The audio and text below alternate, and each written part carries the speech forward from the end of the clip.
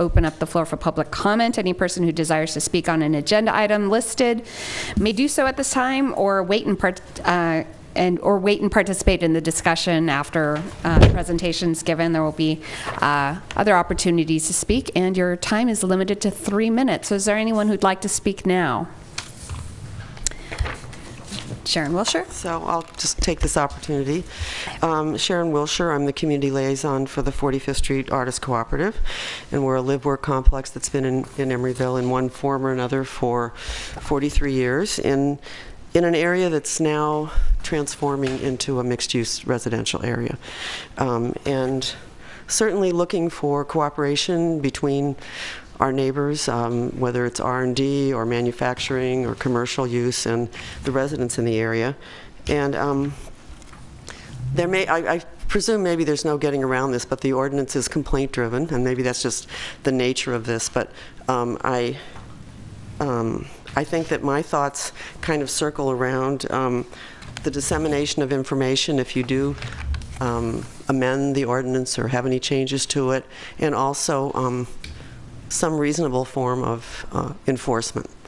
And Charlie knows, and Sarah Billing, if she was here, would know that I'm often in touch with them asking for clarification about the ordinance before I contact a neighbor where we're having some noise issues. And I always attach the ordinance to any email when I'm in touch with someone, and then offer them the option that there is a way to have a variance you can apply to the Planning Commission, and that's an opportunity to state your case why something has to be done on the weekend or after hours. And it just seems that often there's cooperation, but in my experience, it seems that it's easier to ask for forgiveness rather than permission. And so I'm happy to share my experiences, but I'm, as the community liaison for my 56-unit complex with about 80 residents, I'm usually the one who gets the first call that says, it's 5:45 in the morning on a Saturday. Who's jackhammering right next to us, et cetera. So anyway, I just, I know there's probably no way to be in touch with facilities directors once you come up with the final whatever it is, if there are any changes. So I'll just keep doing that, but I just wanted to make a few comments. Thank you. Great. Thank you. And sorry, Betsy, I actually have 2 speaker cards that I declined to. Do you mind if I call them up first? Okay, go ahead, Betsy Cooley. Betsy Cooley, resident. I just wanted to say that I saw in the staff report that they're recommending exempting schools and community organizations or community events. And I personally think that it's a really big mistake to exempt the schools, because I think that there are going to be conflicts with the neighbors at the center of community life, and maybe you'll want to modify something or have some special, I don't know, but I think that I think you're asking for trouble exempting it, or you're asking that neighborhood will be having problems if you exempt it. So that's all. I read Kyrie and John's letter, and I think Kyrie made some really good points, and so that's it. Okay, thank you. Mary Eileen Farrell. Good evening. I live at Watergate and 5 Admiral. And I just wanted to give the City Council and the manager and the administration and the police department a heartfelt thank you for taking the concerns of the Watergate residents and Emeryville citizens over ensuring quiet in our homes as a quality of life matter. Thank you for doing the noise ordinance study. We know it took resources and time, and you're here today to consider it, and I really applaud that. We who are affected by outside parties of a nearby restaurant encourage you to consider adopting the very successful noise ordinance of Richmond with comprehensive enforcement. We support your efforts and are willing to work with you in any way we can. Thank you. Thank you. Fran Chipata.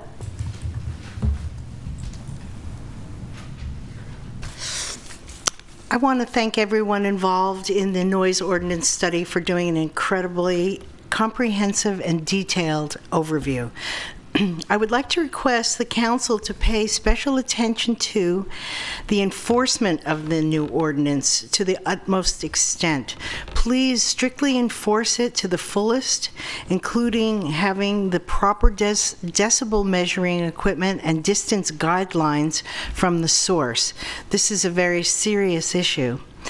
As you well know, many residents of Watergate have been suffering for years because of the lack of strong noise abatement laws with no consequences to the offenders whatsoever. As our city grows and flourishes, we need more than ever to put this issue in check so we can all continue to thrive together and to serve as a model for other cities. Emeryville once again has an opportunity to shine as a leader in civic pride. So thank you. Okay, with no other public comment, we have a study session on the amendments to the City of Emeryville Noise Ordinance, and I believe our Chief of Police, Jennifer Tejada, will be giving this report. Good evening, Madam Mayor and council members. I'm just going to introduce this staff report that you've received. It was researched and written by Acting Captain Fred Dower, who's going to come up and go through it with you. But essentially, we have a Muni Code ordinance that addresses noise in the city that was introduced in 2003. And as you know, since 2003, our city has changed with population growth from around 7,000 to now over 10,000 and more mixed use with residential and commercial. And so we are here tonight to show you some other ordinances and do some comparisons so that you are in a position to choose some elements of others if you so wish and discuss the merits of other ordinances and see what might need to be done with Emeryville's. So with that, I will introduce Acting Captain Fred Dower, who did an excellent job on the staff report. Yes, you did, Fred. Thanks. Thank you. So I have.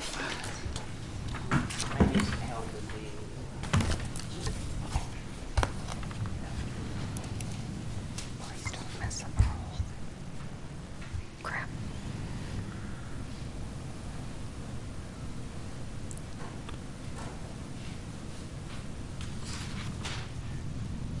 All right. Good evening.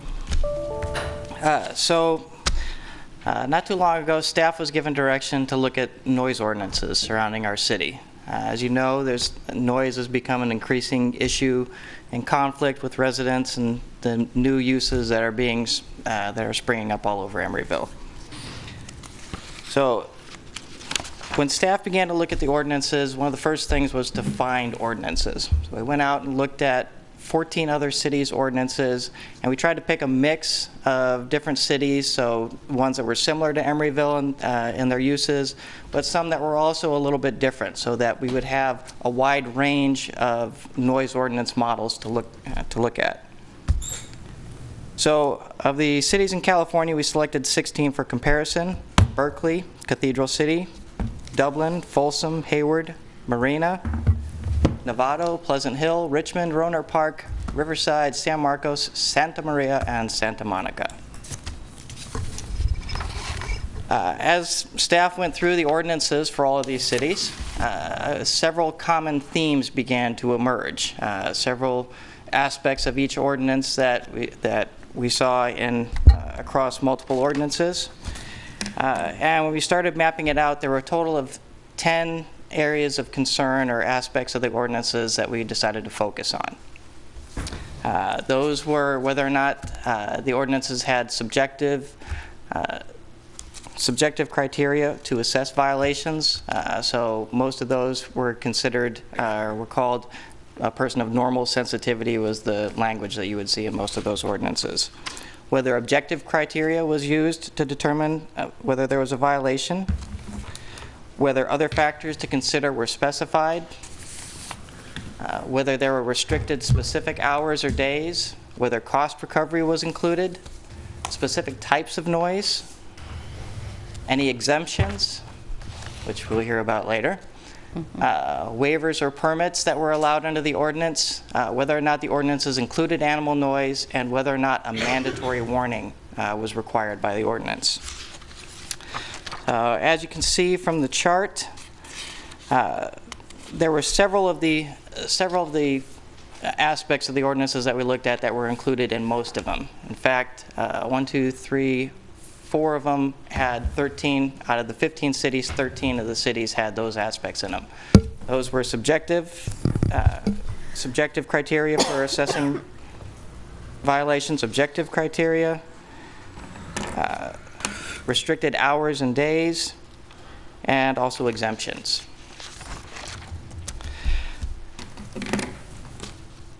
When you look at the subjective criteria for evaluation, again, the language also often referred to a person of normal sensitivity. Now, as we know, that can vary, and that leaves it up to usually the enforcement branch of the government, which would be us, to determine what qualifies as a person of normal sensitivity and whether or not a violation exists. Of those, one of the ordinances, Hayward's, which was a very extensive ordinance, had 17 different criteria which could be used in determining whether a subjective violation of the ordinance occurred or not. But most often what you saw were volume, pitch, frequency, tone or rhythmic quality, proximity to residential sleeping facilities or places of work, the day of the week, and the duration of the noise. Those are the most common reasons.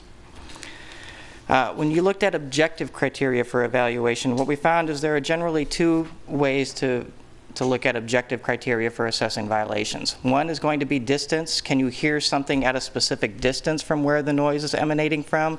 And also decibel values.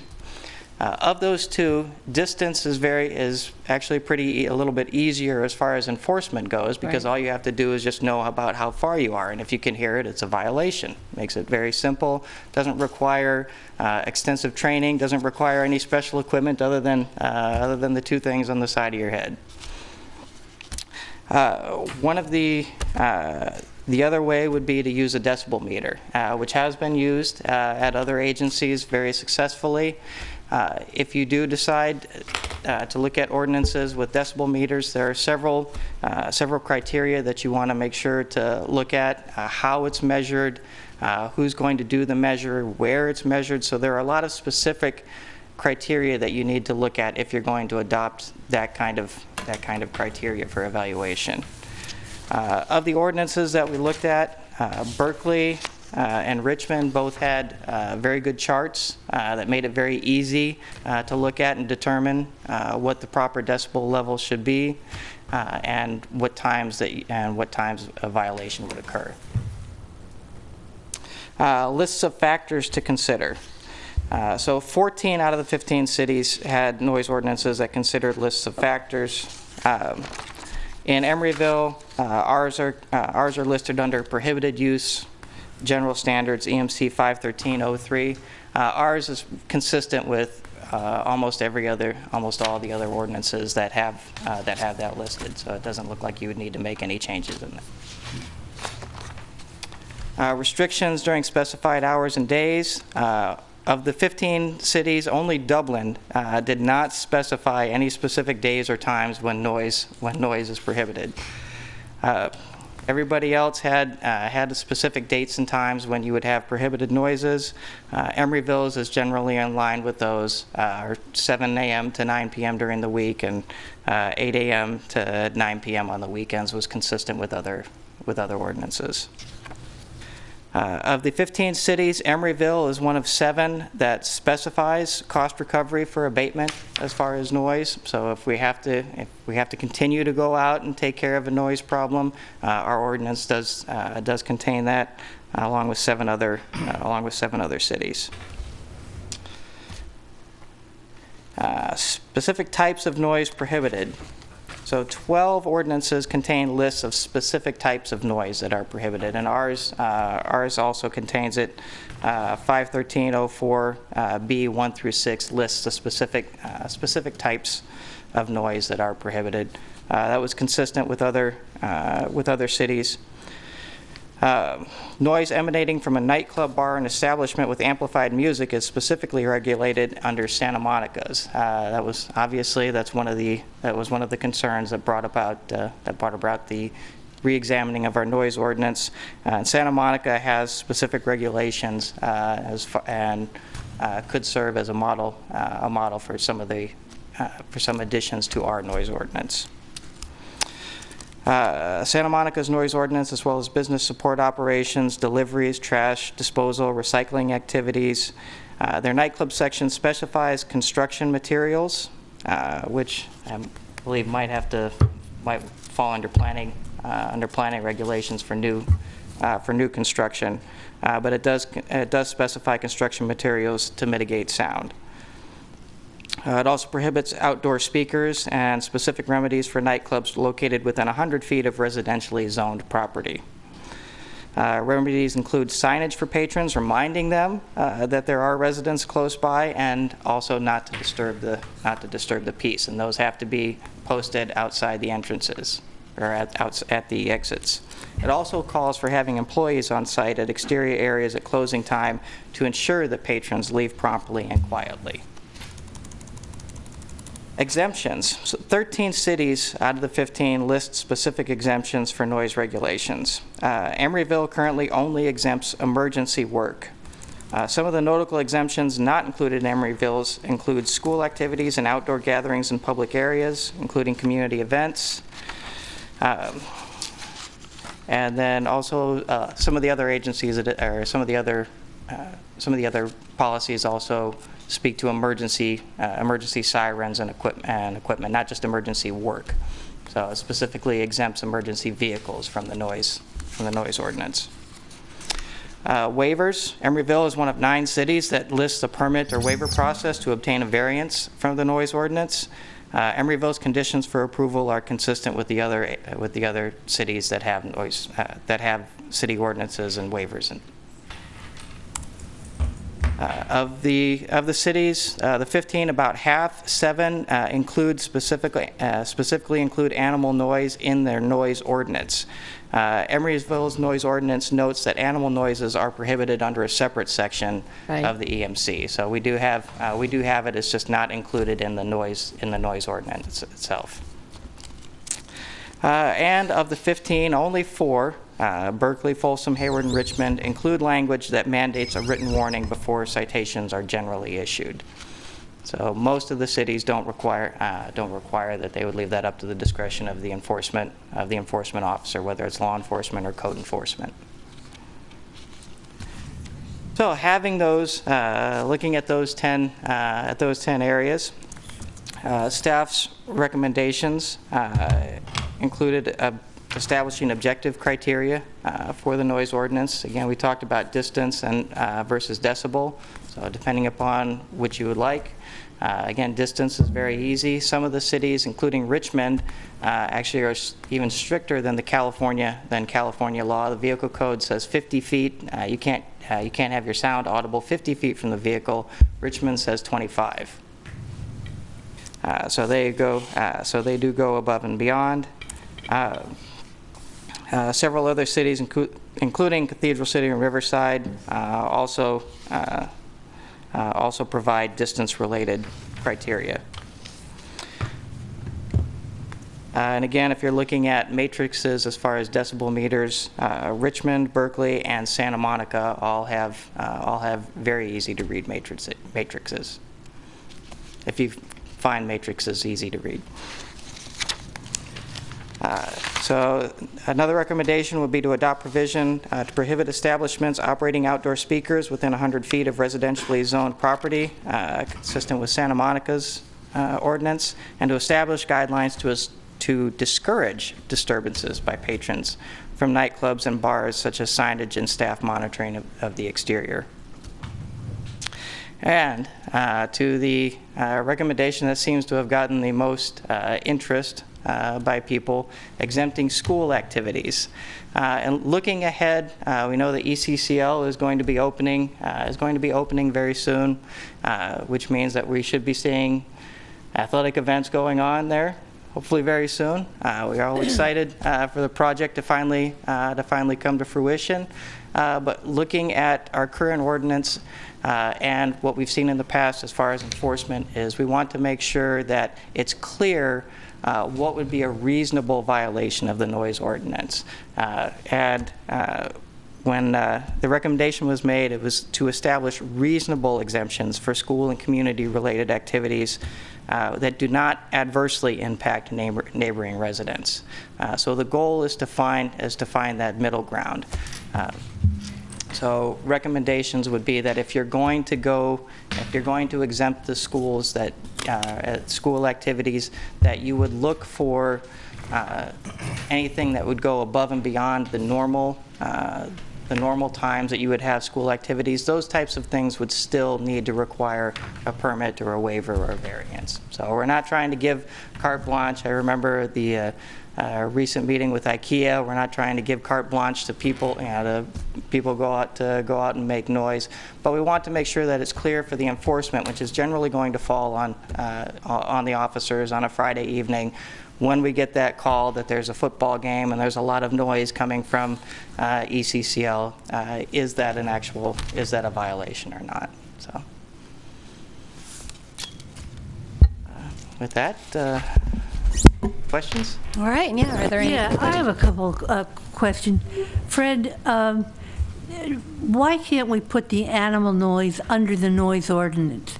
I know it's in another section of the EMC, but noise is noise. Noise. And a dog barking, over the years we've had a number of complaints on noise barking. Okay. We have even had serious complaints about a parrot talking too loud. So animal noise is noise. Roosters, And, roosters. I would Roosters, encourage yes. the council Yeah. to think about this as consolidated under the noise ordinance. Is there a Yeah. reason why it couldn't be? It can be moved, right? That would have to be.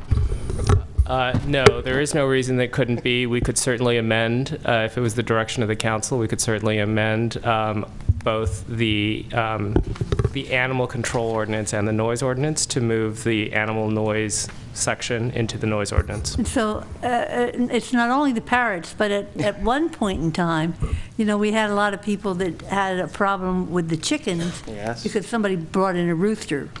More and more people are starting to keep chickens in their backyard. So I think we want to take a look at the animal noise.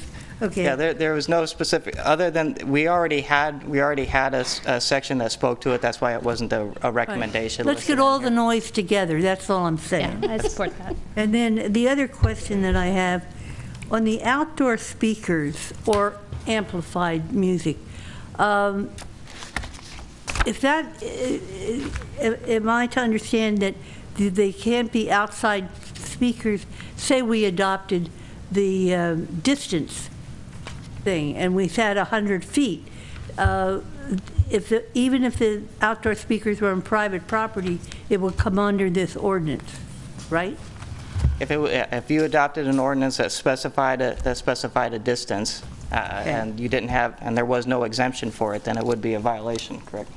And then I think your point's well taken on exempting the school activities, because I don't think you really want to have a get-out-of-free card here. We've had over the years, as you know, Ruth, a lot of complaints from Emeryville Village about the use of amplified PA systems at the school district. And not only that, but marching band practice on the field Exactly. early on a Saturday morning, and 8 a.m. on Saturday morning. that's right, Right. with the marching band. So we got to take a good look at that. That's why I said you would need to look at reasonable exemptions for activity associated with the school, taking in mind the proximity to the residences there. Also, in relation to the school, we plan on renting out sections of ECCL for private use. So it's not just going to be school use at the facility. It's going to be a variety of uses. Right. Well, and I think that's an important distinction that's actually happening in many of these ordinances, is that the schools are actually located in quiet zones themselves. Yes. So that the ordinance is so that you don't disturb the children during the day while they're in school. So it's a protective mechanism. It's not designating the children as noisy. It's trying to protect the children from noise. But I think we do have to look carefully at what school activities we're thinking of exempting, and also acknowledging that the noise during the day from the site as a school will largely be when people may be at work. So rather than carrying on with more discussion, let's limit this to some clarifying questions. Ruth, I think you had some questions. No? I have lots of comments later. Okay. I have a page of comments. I went home to get my comments. Okay, very good. Well, yes, Carolyn. Madam Mayor, if I could just make a correction at the top of page 5. Under the section restrictions during specified hours and days, I think we have an error in the way that is phrased. It indicates that the ordinance, the Emeryville ordinance prohibits specified noises from 7 a.m. to 9 p.m. and 8 a.m. to 9 p.m. on Saturday and Sundays. I believe that should be, we restrict noise before 7 a.m. and after 9 p.m. on weekdays, and before 8 a.m. and after 9 p.m. Otherwise, I think we'd be achieving the opposite Right. desired effect. Thank you. I think we all figured that out when we read the report. Okay. At this time, I'd like to know if there are any members of the public who would like to make a comment at this time, now that we've heard the study session. I have additional Seeing none. questions. Now, well, I'm Fred, sorry thank if I you. skipped That over was you, Scott. Excellent. Oh, Fran, please. I just wanted to reiterate and ask that the City Council consider both decibel equipment and distance, not one or the other. Some people were using the word or. I think it should be both. Okay. Scott, did you have questions? Well, I'm just curious about how decibel measurements work in relation to distance. And there's all kinds of ways that decibels could be measured. You know, there's really deep bass sounds that make the facility shake. And then there is really high pitch sounds that are actually, for old people like me, I can no longer hear the highest pitches that children can hear. You know, where does the decibel meter function there, and how does it work with decibels in these various other cities? Do they have a number, and can you give some description? Yes. So if you look at Berkeley's, is probably one of Berkeley's ordinance is very specific. It's very lengthy on exactly how it is measured, exactly where it is measured, to the point of your a certain number of feet inside the residence or outside the residence, the times. When you look at an ordinance that's a little easier to read,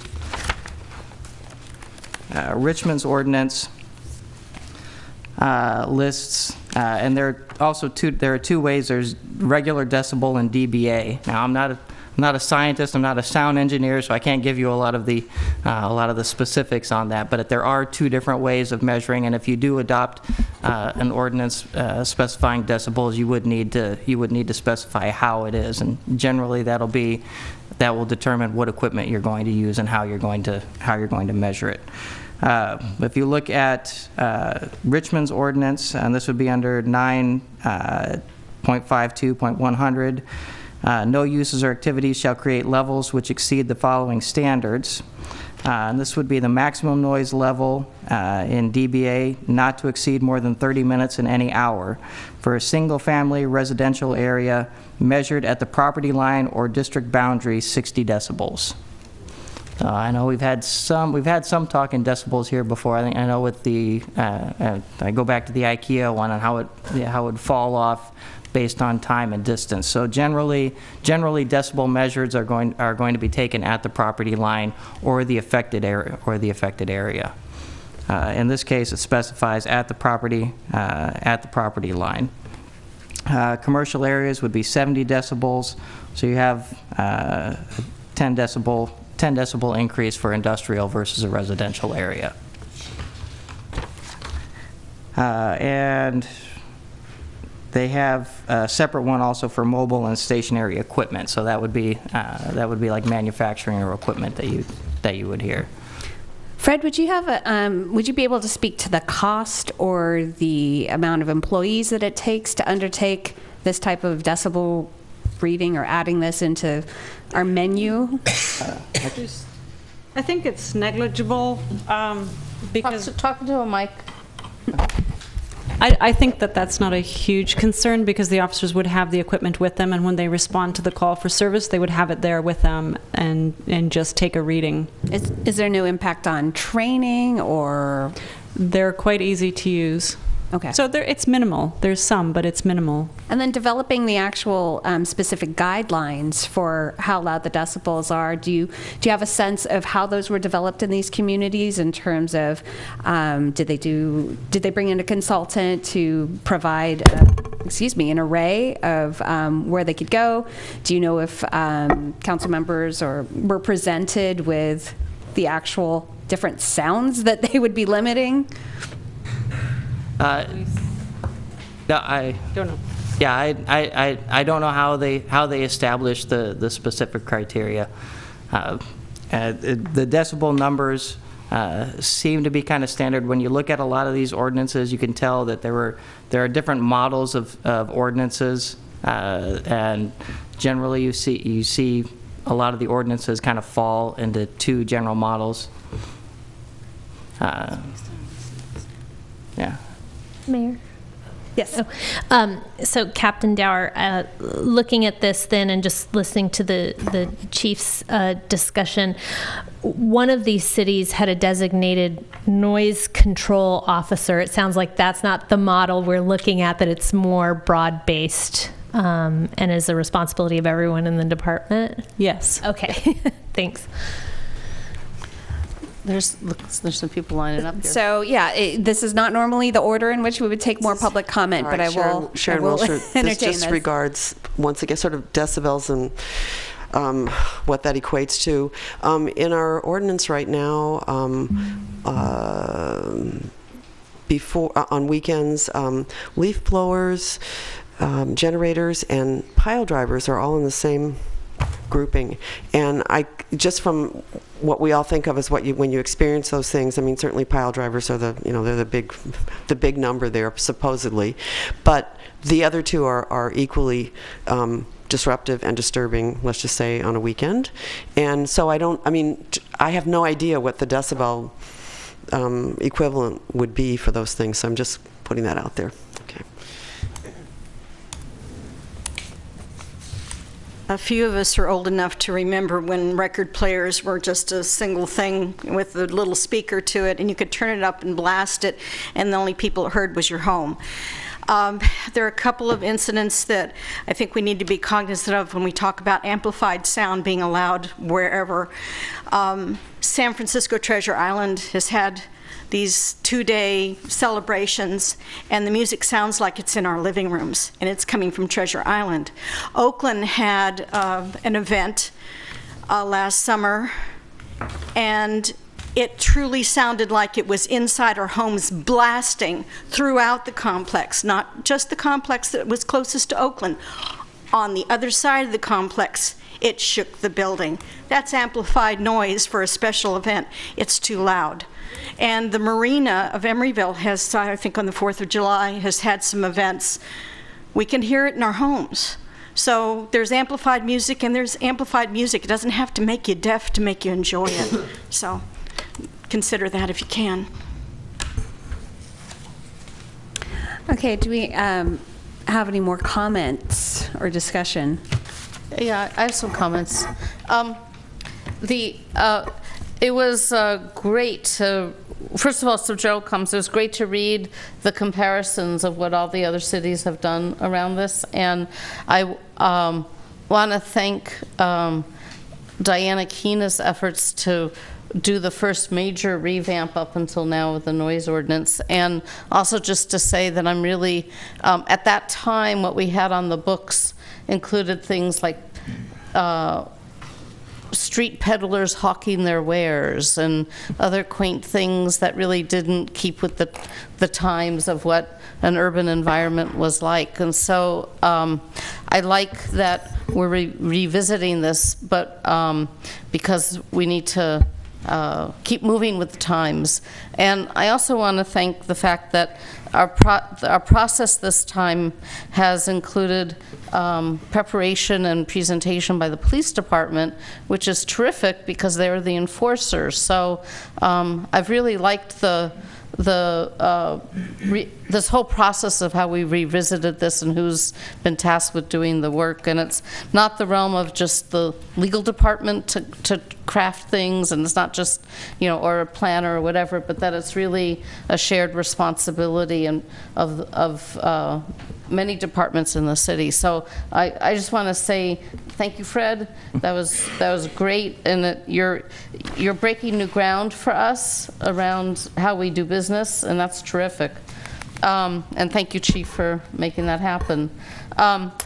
That being said, the elements that I like in the ordinances, including some of what we have, I think is good, is to acknowledge in terms of actual language, to acknowledge intrusive noise that's over and above the ambient noise, because I think people get used to ambient noise, and that it's the in some manner of speaking, white noise helps cancel out some of the urban noise. So that's not intrusive. So it's good to acknowledge intrusive noise. And then the Berkeley ordinance talks about those kinds of things that are intrusive, about the amplitude, the duration, the frequency, the time that it occurs, and getting to your point, the tonal content. So what if something's blaring at a pitch you're deaf at? It's like, you still don't hear it. So I'd like actually at least having an ordinance that articulates all the elements that go into this. I'll get into the enforcement thing. And in particular, noise that vibrates windows or door frames or whatever is intrusive by its very definition, and that can happen either from a bass that's turned up on a car that's passing by. I experience that on my street all the time, or other kind of amplified noise or whatever, but that's a pitch problem, right? And because it's bass, it's not treble that usually does that. And then so I'd like special nod to vibration in our revisiting of this. And then what Cathedral City wrote, which is a good acknowledgement, is that noise can be detrimental for the public health, comfort, convenience, safety, and general welfare. And I'd like that kind of in our preamble of our ordinance as well. And I wish we could regulate and cite train whistles. I've been wanting railroad quiet zones forever, but when we built housing right along the train tracks, and we have more housing that's being built, being planned, what we found is noise is a very funny thing, and the east-facing windows in the courtyards project, even in the building that was closest to the train tracks, they didn't suffer as much as the apartments that had the west-facing walls. So even though the distance wasn't that different, how the sound affected them was very different. So we begin to break down if we just do strict measurement. But I think we have to, so in terms of enforcement in terms of objective criteria, we need distance, but as well as some acknowledgement of how sound functions as well. And I really love the idea for our bars and entertainment venues in particular of having escorts added to, because we've heard enough of from not just one establishment, more than one establishment. We've heard of disruptive behavior from patrons leaving, and usually it has to do with alcohol being consumed. And so to add something there about staff that are physically on hand to escort patrons in and out of their places when they're done for the night, and I think that would be a really good addition. And then the last thing is around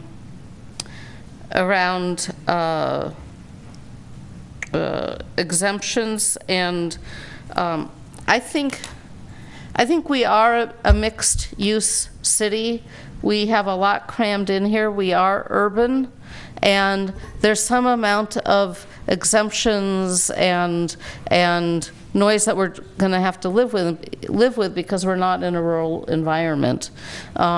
So given that, I do think that things like recess, we didn't talk about recess, but we've already had complaints that recess bothers people during the day to hear kids shrieking, and and especially these are people who work at home and then they can't concentrate because of recess. You know, that's kind of an unavoidable element of a school's operation. So I think we're just going to have to live with some amount of shrieking kid noise or other things like that. So anyway, that's some of my comments. Thank you. Is there any more feedback I'd like to make this time? I have a couple of comments. Santa Monica having a rule of no exterior speakers doesn't seem reasonable or scientific from my point of view. Today's sound world, designed sound is becoming very effective. You can have sound now that is very clear in all parts of a building and outside of the building, where people hear and experience the same thing at a lower volume level because of how software can take the time of the sound and change it to meet your location. So in other words, things are becoming more specific, and if we were to make no exterior speakers as a component, I think that would be going cross purposes to our lives as a city. I think we have to be more sophisticated in how we approach this. And some of the things you mentioned about what is causing continuous irritation, things like this, as more, that have to be reasonable and measurable. So I think decibel measurements are a good thing, but we also don't want to stop our mixed-use city. I'm fearful of some of the artists who fabricate during the day in my community, outdoors. This is a factor, and this is an important cultural side of our city that we don't want to lose.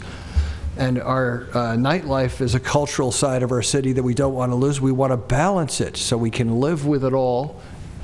And it's going to require some sophisticated measurement and application of our noise ordinance. Jack, did you have any comments? No, not really. In terms of cribbing some of the language as a place to start, I thought the noise source exemptions on Folsom's ordinance under 8.42060 would be a place to start, just because, like Ruth said, certainly schools, public parks are going to have a certain amount of noise, especially from kids. And I hope that the way that we look at it is that actually that population needs to be protected from really loud noises and aren't themselves necessarily a cause of undue noise. And so they offer They're both. Yeah, they offer the hours of 7 a.m. to dusk, right, and then 7 a.m. to 11 p.m. And the elements that I saw talking specifically about authorized school functions, like athletic events and band events being exempt, that could be language that I would also be supportive of. Okay. Diane, I have... Oh, please, yes. I would like to again thank Chief Tejada and Captain Dower. They have prepared for us the basis to move forward to really bring this noise ordinance up to date. So I would suggest to the council, I recommend that we follow the staff recommendations so far, including, of course, the animal noise in there. And have them bring it back to us so that we can do the fine tuning. All the elements are there, but let's not stop this. Let's move it forward. So my comments are that, yes, I'd like to move this forward. I do want to get more information, specifically on decibels. How is that information generated? Does someone get to actually hear what they're signing into law? That is my concern. I am in favor of a lot of what my colleagues have noted. I think the idea of escorts out of facilities might be a good idea, or in places where folks are ingesting alcohol. I do hear Councilmember Donahue's concerns about the exterior speakers. Coming back to my idea that measuring decibels could be an effective way to be objective about the sounds, but again, I want to understand how those parameters are discovered, how they're laid out, and how we can make them flexible to Emeryville. So, I think you've heard a lot of feedback today, but in light of at least the information that I would like to get, I think this deserves a little more consideration. I'd like to call out, I think my colleagues have in front of them a letter from Trader Vic's. We're meeting with Trader Vic's tomorrow. The city will be facilitating a meeting between Trader Vic's and the residents of Watergate, and I hope to get even more information that will color our discussions going forward on the noise ordinance. So, Trader Vic's has respectfully asked that we reserve any actions until after that point, and it doesn't look like we have consensus on moving forward with a precise ordinance tonight, although we're moving in that direction. Well, I'm not suggesting that we move forward on a precise ordinance. The staff has made basic recommendations for a noise ordinance. All I'm asking is that they bring those recommendations forward in the form of an ordinance, and at that time we get down to the fine-tuning and the penciling and settling on exactly what we want and what we don't want. On the matter of the decibels, I've been kind of thinking about it in my mind, and there is, as Scott says, a certain real sophistication using the decibels and going along that pattern. But on the other hand, we're a very tiny city, and distance from a property line is a very easily ascertainable fact. We might want to consider starting out with just the distance factor, and then if that is not successful, that does not eliminate the complaints, then go into the more, amend the ordinance to a more sophisticated decibel attitude. So I'm just suggesting that they bring back a draft ordinance. That is not a final ordinance, it's a draft ordinance. That's what I'm suggesting. People are, this has been dragging on for quite some time. We haven't changed it for 2008. We can drag this on another long time if we want. I think we have the basis to move forward. I disagree, Nora. I don't think this has been dragging on. I think that there was one business that precipitated this coming to light for council, and this this is the first that I've heard of it. Last fall was that there was a disturbance at Watergate that had to do with Trader Vic's. And obviously, that was going on a lot longer than I was aware. And, I think that the noise ordinance, while bringing it forward was precipitated perhaps by that disturbance there, it's going to affect the whole city, and I think we need to get it right. I think we need to engage not only folks who are currently being disturbed, but folks who will be affected. I would like to request from staff that the next time this comes back that we really get some notification happening above and beyond what's required by law. I think that all business license holders need to know what we're getting into, what the city's proposing, and by way of all of our electronic media, really let the residents know as well, because this will affect all chicken and rooster owners in Emeryville. This will affect, people who live near schools, people who attend schools. And then I think it's fine to keep moving forward, but I just want to make sure that all of these staff recommendations, that we've got consensus with all of them. So to establish objective criteria for the noise ordinance, I just want to get a straw poll with my colleagues, and I'm good with that one as well. Yeah. To decibel measures, do we want to move forward with crafting an ordinance or moving in a direction where we would be measuring decibels? I think it's a good idea. Consideration of it. I'm interested in that. I would like to see more subjective elements as part of that too, not just objective. Yeah. Subjective and objective. Yeah. Okay, outdoor speakers. Do we want to prohibit establishments operating outdoor speakers? I think we have a permit process for public events that happen in parks, and I think we could have a permit that includes amplified noise, as part of the event. I don't see a problem with that. I think what we do need, though, is in the event that there's going to be loud outdoor noise, on a planned basis, that a warning be sent to the neighbors, maybe like the way we notice 300, 500 feet now. So I'd like to see, it's like, okay, the Cal Marching Band is going to practice on our field on such and such a date, just be aware of this. So I'd like to, I don't want to ban any outdoor noise, because sometimes there's big events that are planned, but I think warning the neighbors, so if they want to change or respond how they spend their time accordingly, they could do that. And how do you handle an establishment that night after night has an outdoor speaker with amplified music going out into the neighborhoods? I'm reminded of the problems that we had over on 59th Street. I forget the name of the establishment that was, but it was a nightclub. Are you talking about the indoor volleyball place? No. I'm talking about the nightclub that it was at 59th Street and Doyle. And we had, loud, amplified music all the time, and it went out into the neighborhoods.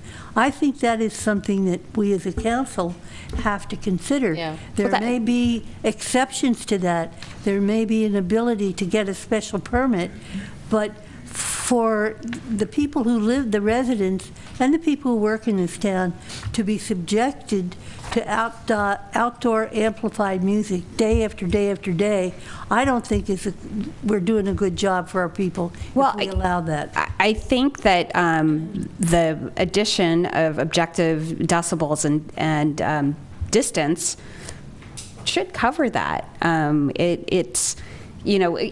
Again, we could come back with an ordinance that has both of these, and we can and should discuss this again at another point when we've got proper noticing and public input. But it's in regards to that, what's your timeline for bringing this ordinance back? Well, this is what I would like to ask staff. Do you feel that you have sufficient direction to come back with an ordinance, or does it make more sense to come back with a study session and get that community input? Because we've got a few people who are speaking to specific instances that we were made aware of already.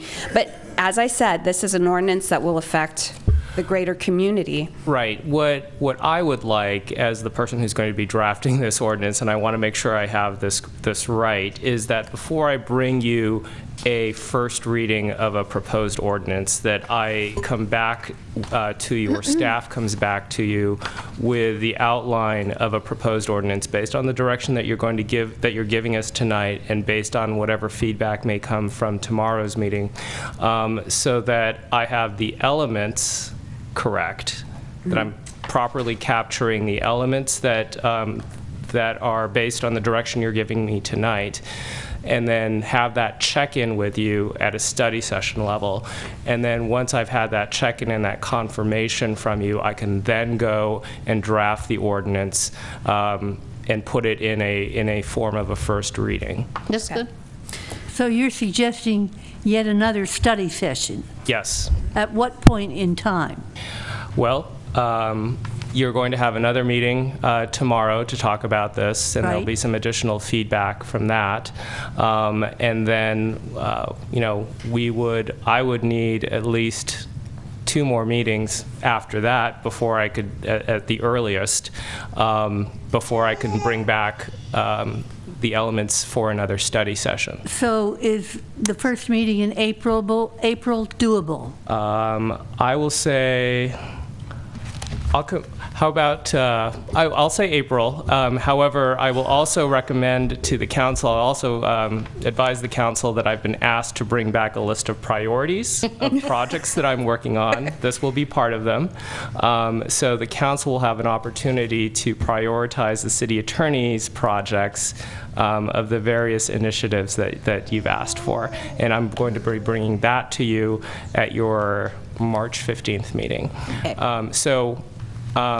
You know, we can certainly schedule this for April, and then based on the council direction of your priorities for the city attorney's office, that could be scheduled accordingly.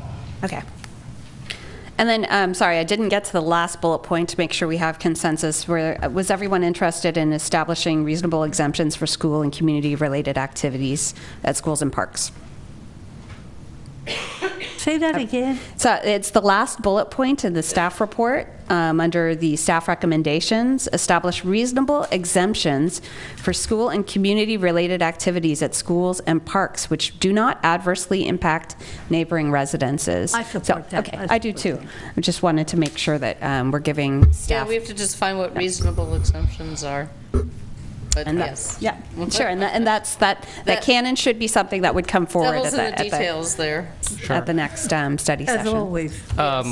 Mayor, one other item. So looking at your matrix in front of you here, and looking at where number 10. What Emeryville does not have.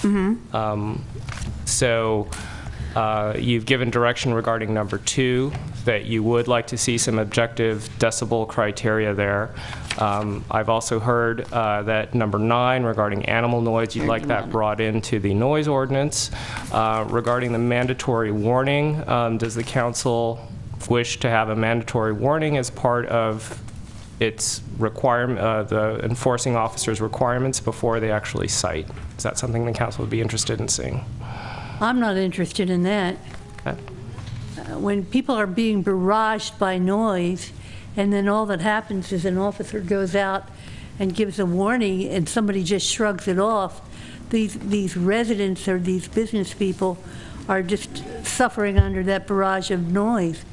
It's clear cut. If you have a noise infraction or a noise thing that's happening, it should stop. It should stop immediately, not warning to stop. I feel very strongly about that. Very few municipalities have the mandatory warning, so I'll use our opportunity of a couple months here to consider it. It's not something I'm looking for right now. Sure. I feel the same way. That's not required. Maybe limits us too much. Okay. Yeah, I think it's fine not to require it. Okay. Okay, staff, do you feel like you have sufficient direction to continue on in this process? I'm glad we have another study session.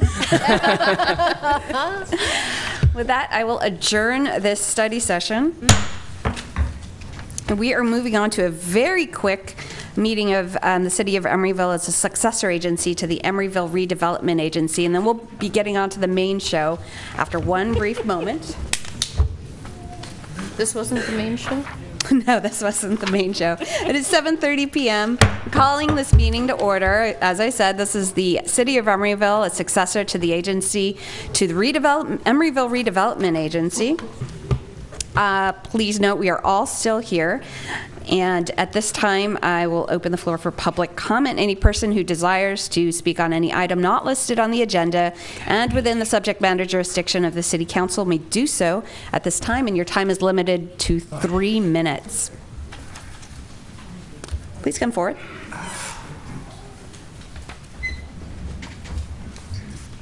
I don't know if this is appropriate time to speak, but I live at 1018 44th Street. There's an application in for a 1012 44th Street for a handicap parking spot. That's a fiveplex next door to me, and it has about 6 off-street parking spots, and these off-street parking spots are not being utilized, so I think it's inappropriate for there to be a parking spot on the street that's handicapped. Okay, thank you. And there will be another opportunity in the next meeting's agenda to speak on this item. Move the speaker's name. Oh, would you please state your name? Jeffrey Bowman. I live at 1018 44th Street. Thank you. And we have a motion by Councilmember Davis. A second. And a second by Councilmember Asher. Any objections? Nope. Mr. Carpio, are you raising your hand to speak? Please.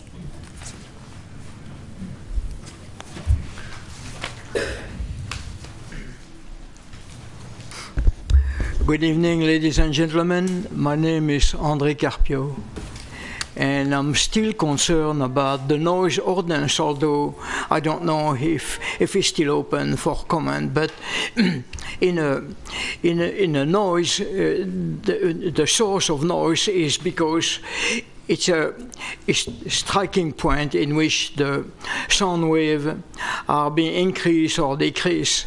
And if you study combustion, for instance, the flame propagation is what directs the noise.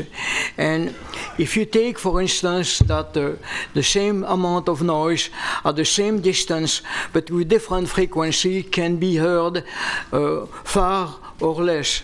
And I'm talking about the fog horn, you know, those both, and also the train horn. They are specific to have a penetration that will pass the limit, not of the human ear efficiency, but also the Koshler. You see, the Koshler in a ear has a certain mass. And if that mass is exceeded, then you are very irritable to the noise.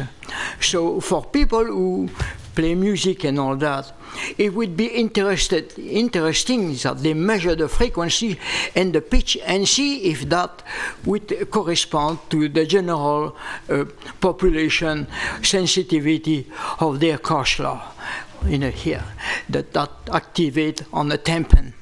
And so from this year, I think that whatever you decide there, you have to have a base. And the decibel is not really the number you have to look. You have to look at the frequency and the pitch. And the best example is those people who have resolved the aircraft, the jet engine noise.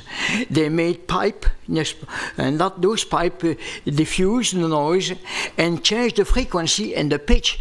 And so the jet engine are as noisy as they used to be, except that we don't hear them. That's the difference. Thank you. Thank you, Mr. Carpio. So we have a motion and a second on the consent calendar. Would the clerk please call the roll? Councilmember Asher? Aye. Councilmember Atkin? Aye. Councilmember Davis? Aye. Vice Mayor Donahue? Aye. Mayor Martinez? Aye. We have no action items, so this meeting is adjourned. Now we're on to the regular City Council agenda. It is 7:34 p.m. and I am calling to order this meeting of the Emeryville City Council. And note, we've already said the Pledge of Allegiance. And note, we are all still here, and we've got one special order of the day. We are doing the State of the City Address. So, looks like I need to have a microphone applied to me so that everyone can watch this really exciting piece of work. Special microphone.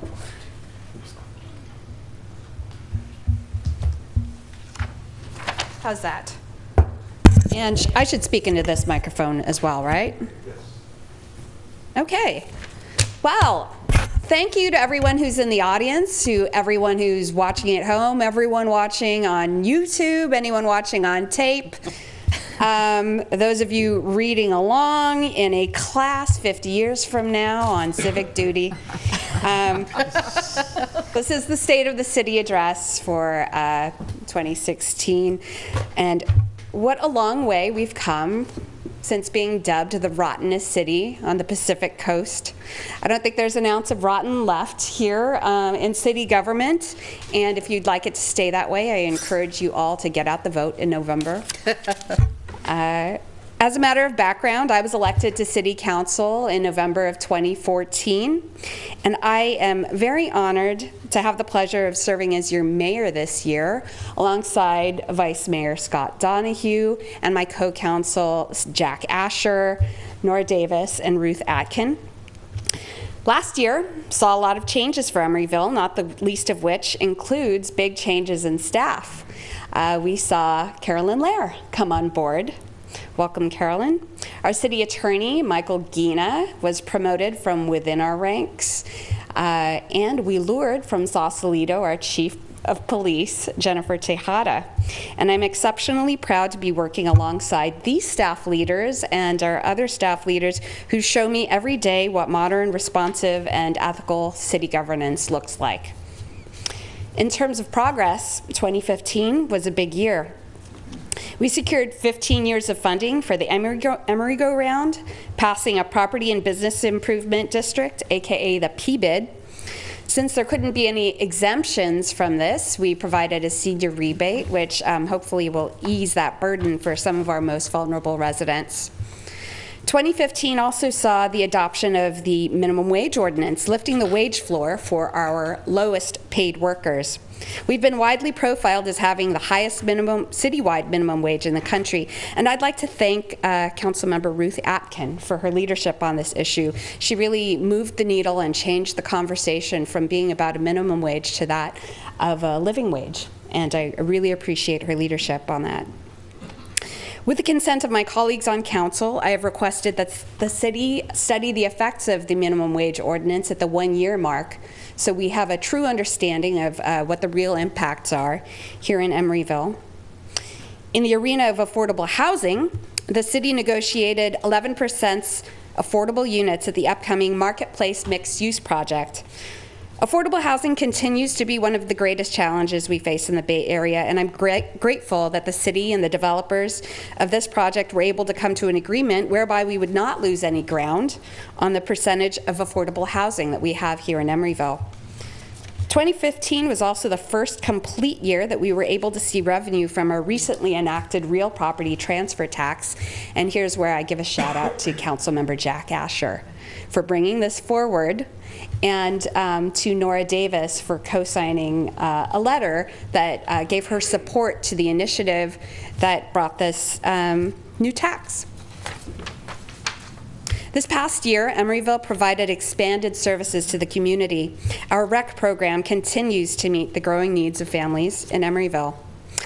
The Emeryville Child Development Center, the city's very own infant through pre-K childcare facility, is undergoing a reorganization that will enable it to also increase its enrollment from the current 76 children to 102 children. Now, our senior center, while undergoing a major remodel to be completed in March of 2016, continues to serve the community while temporarily relocated between the rec center and the Emory Unified's Ralph Hawley campus. And there are some incredible numbers that speak to the value that the Senior Center provides. There are over 1,700 active adults who use the Senior Center, and there were almost 16,000 visits to the Senior Center in the past year. I think those are incredible numbers that I wanted to share. Emeryville truly is a first-class city, and its our community, expects and receives first-class service. And this upcoming year, some of those services will be offered at the Emeryville Center of Community Life, also known as ECCL, the campus on San Pablo that's a historic joint venture between the City of Emeryville and Emeryville Unified School District. In addition to the school, we're looking forward to a library, a community-based health and wellness center, aquatic youth and adult sports, and those are going to begin there in the summer of 2016, and you'll see me there if there are any martial arts. In the spring, we'll see the official opening of the Joseph Emery Skate Park. Although anyone who's been there on a sunny weekend knows that we've had the unofficial opening already, and skaters have been beta testing the site many times. The skate park offers a different take on the connectivity that we strive for in this community. And another element of that connectivity is the progress we've made with grant-funded bicycle improvements, one example of which is the Christie Avenue Bay Trail Gap, which now features protected bike lanes on Christie between Powell and Shellmound. And then something upcoming that we've got up here on the, on the PowerPoint, one back, Carolyn, is the bicycle bridge, the bike pedestrian bridge that, that we've untied the redevelopment funds for, that we'd like to see at 53rd going into Bay Street. That's an exciting one that's hopefully going to happen soon. One element that connects our community in yet another way is our dedication to public art, and that's what this fine slide is. In 2015, the city made a purchase award of Jeff Margolin's striking piece, Dancing Hands, which is right outside of council chambers and also pictured here on the PowerPoint. It's really a magnificent piece. And also this year in 2016, we're going to see a dramatic installation called Electric Rainbow installed under the Powell Street Bridge at Shellmound. And we're also going to see a revision to our public art master plan, underscoring the community's ongoing support and appreciation of our rich arts community. And you guys can all check out emeryvillepublicart.com to submit ideas and take an online survey about the kind of art that you appreciate and want to see in Emeryville. Now, those are some of the highlights of our successes. There are countless examples of the work that's being done here on behalf of my council, on my colleagues on council, and on staff who are constantly doing things to make the city work better. I wish I could mention every detail, but you should just know that you have a really dedicated group of staff and elected officials that make me grateful every day that I live right here in Emeryville. And you may be wondering what 2016 has in store. Well, in addition to the myriad efforts it takes to keep things status quo, and what a great status quo we have, let me touch on some of the work that the city is going to be taking on in the near term. Emeryville is currently updating its climate action plan, which is our set of strategies to reduce greenhouse gas emissions. We've signed on to the Compact of Mayors, a United Nations effort to reduce climate impact worldwide. And a notable data point is that Emeryville has the lowest per household carbon footprint in the entire Bay Area. That's pretty incredible. We've seen an 18% reduction in greenhouse gas emissions per capita since 2004, and we're actively looking to make that even lower. The city is also working on a new sustainability webpage to showcase to our residents all of the programs available to you to waste less and become more energy efficient and save money, because there are a lot of programs out there that I think we could take advantage of. Right in line with our climate goals, we'll be making headway into a regional bike share program. I want to thank all the folks who attended the workshops last week to help us think about where we want to site our bike pods for the upcoming program. And we're also looking at opening up the city to a new point-to-point car sharing, which will be yet another much-needed option in last-mile transportation solutions. In 2016, we'll also be addressing the ongoing issues of tenant protections.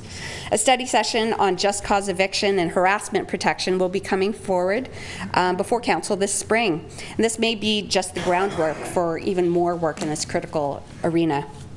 In the area of homelessness, staff continues to work with county and regional homeless organizations on a multi-pronged approach to improve outreach to people experiencing homelessness. In the area of small business, with the aid of the Economic Development Advisory Committee, the city will be considering options on how to best support our small businesses. Emeryville has long been considered a good place to do business, but there's more we can do for the small operations that are a part of our local fabric. I think there's sincere interest both in the community and on council to make this happen. Finally, there's some items that I'm bringing forward for the community and for my colleagues on council to consider. First up, and they've already heard this, medical marijuana. The city is in the process of assessing its options when it comes to lifting our ban on medical marijuana business. With the recent passage of the Medical Marijuana Research and Safety Act, California for the first time has a regulatory framework that could ostensibly lower the risk against federal enforcement. There are communities right around us, notably Oakland, Berkeley, and San Francisco, that allow and tax medical marijuana business, and they're able to take advantage of the revenue that otherwise would be in an underground economy. And I think it's news to no one that we already have patients right here in Emeryville that use marijuana as medicine. And we already have businesses making deliveries right here in Emeryville to patients. And it's my take that we should not only legitimize the use that Californians voted to allow way back in 1996 with the Compassionate Use Act, but we should also consider those businesses that could contribute to our bottom line, including the possibility of a well-run, secure, professional dispensary that could contribute to the wellness of our community. I'll also be bringing forward a Fair Workweek proposal, which is intended to provide a minimum of predictability to the lives of workers here in Emeryville. I intend to work with all stakeholders in order to arrive at the best solutions for Emeryville's businesses and workers alike, because I believe when workers have some stability and predictability in their schedules, they can better handle their family obligations, their academic dreams, and for some of them, the second and third jobs that they need just to survive here in the Bay Area. And we don't just want folks in Emeryville to survive, we want them to thrive. So I ask, in that vein, how do we impact the health of our own children? Unless we as a society take real action, 40% of children today are at risk of getting diabetes in their lifetime. The link between sugary drinks and diseases like diabetes is undeniable, and we as a city can have an impact on this crisis. With the city of Berkeley having paved the way in 2014, I will be bringing forward a proposed soda tax for my colleagues to consider placing on the 2016 ballot. So there's the big news. I think this is going to be an exciting year. I want to thank each and every appointee to our committees and commissions, all of our terrific staff, and especially my colleagues on council for their ongoing efforts to make Emeryville great, a place where rotten doesn't accurately describe our city officials, but playfully alludes to our shared past of a forward-looking city. And so that concludes my remarks. Thank you very much, and we'll be moving on with the agenda.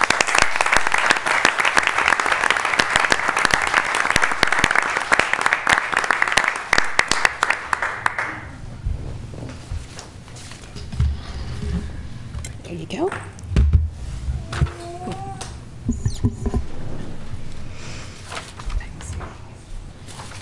Okay. Bear with me while I pull my agenda together.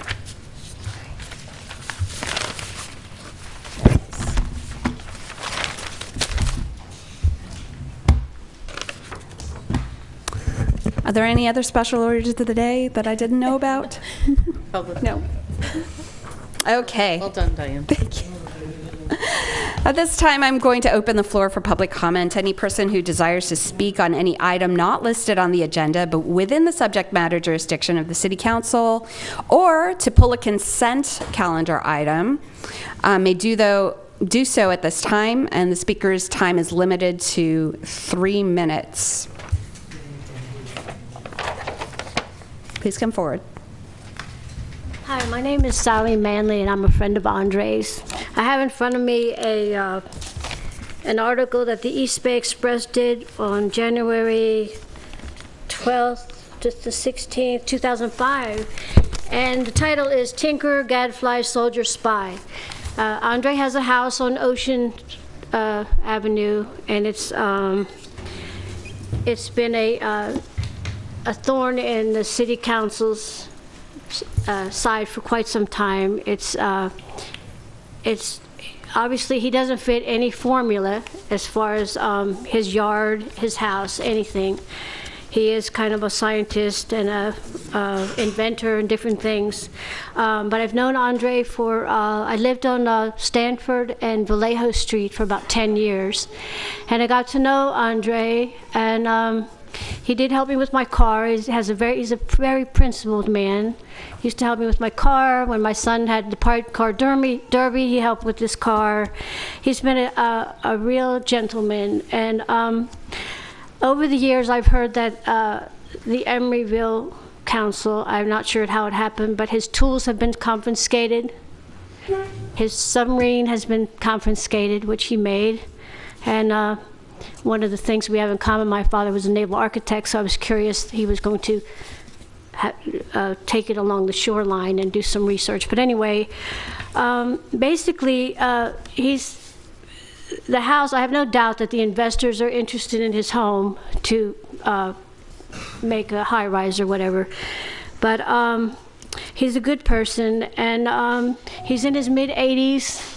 And I guess I'm speaking for his behalf that he get his tools back or his submarine, or if you have all this money to do all these great things, if you could just help him, you know.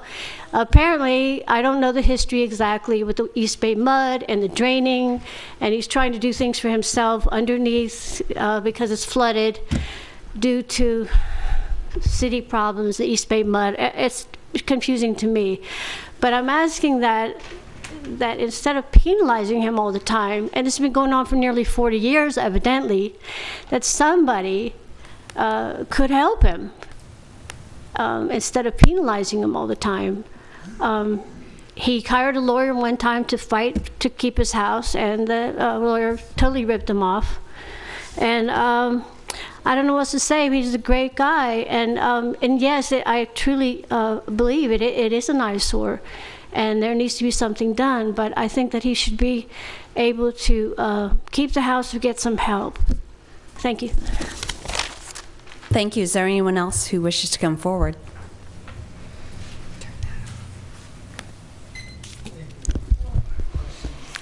Good evening, Mayor, members of the City Council. My name is Brian Carver. I'm an Emeryville resident in the Triangle area.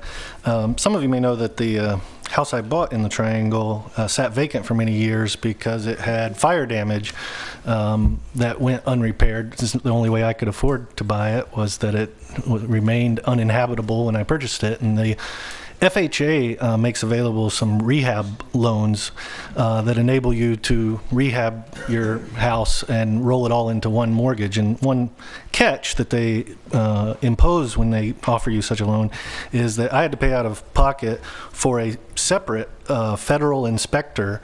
I think I paid him maybe $1,000 actually to come at 5 different stages of the process, and on top of the city inspections on my house, have this person check off all the federal requirements as well.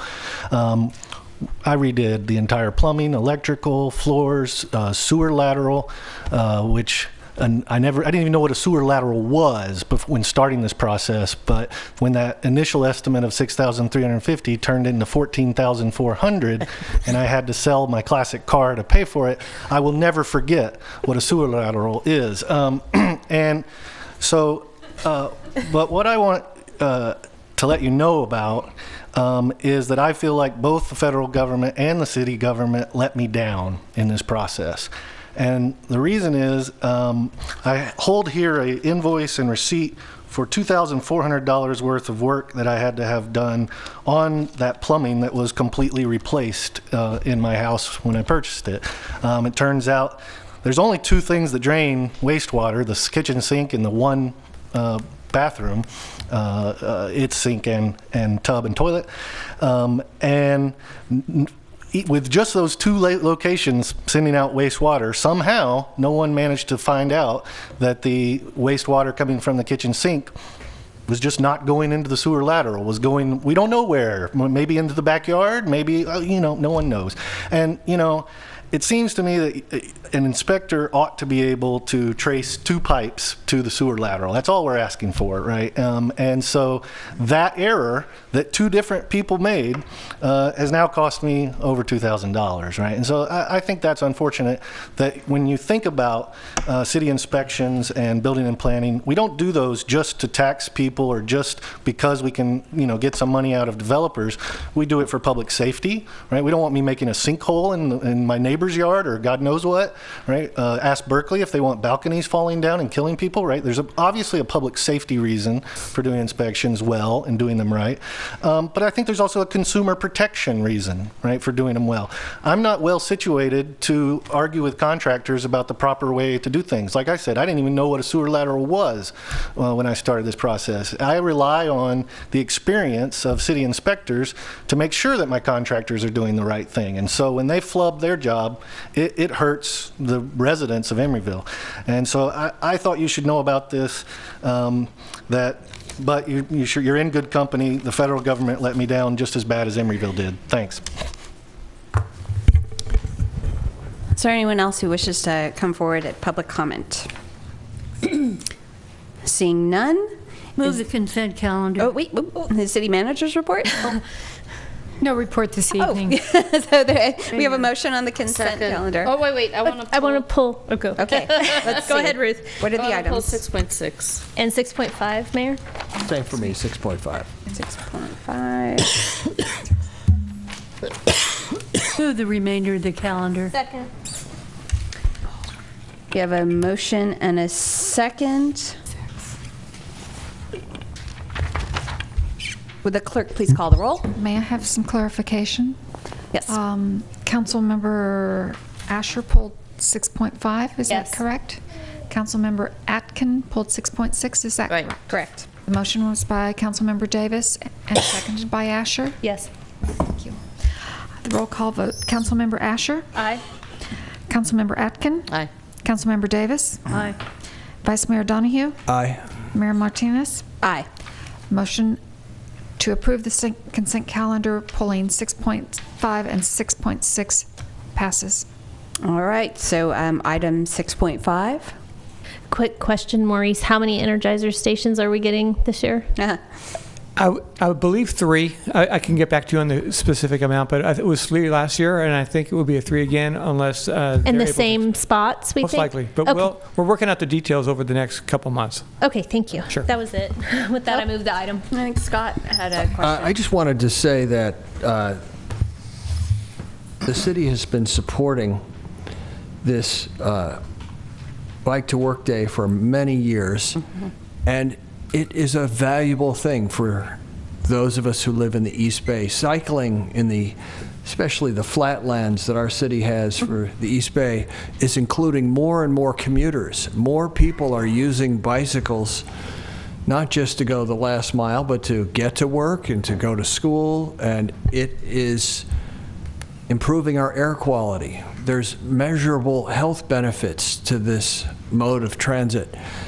It's a positive thing, and the future looks like there will be more and more of this use of our streets because it's efficient, healthy, cost-effective for our society, and the state of California has made electric bicycles to be considered bicycles, and electric bicycles, as far as motorized transportation, are the most efficient by far compared to electric cars. There's just no comparison per BTU of whatever you do to, or what the number of electrons required to transport someone with an electric bike is tiny compared to an electric car.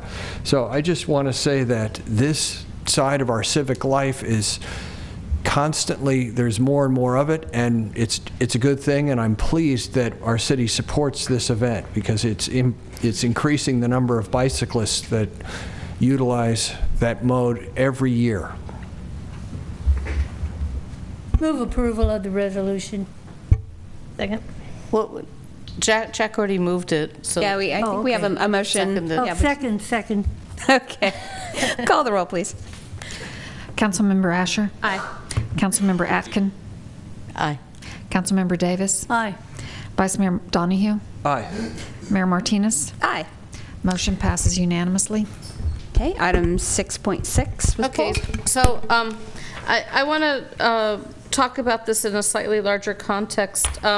First, I'm really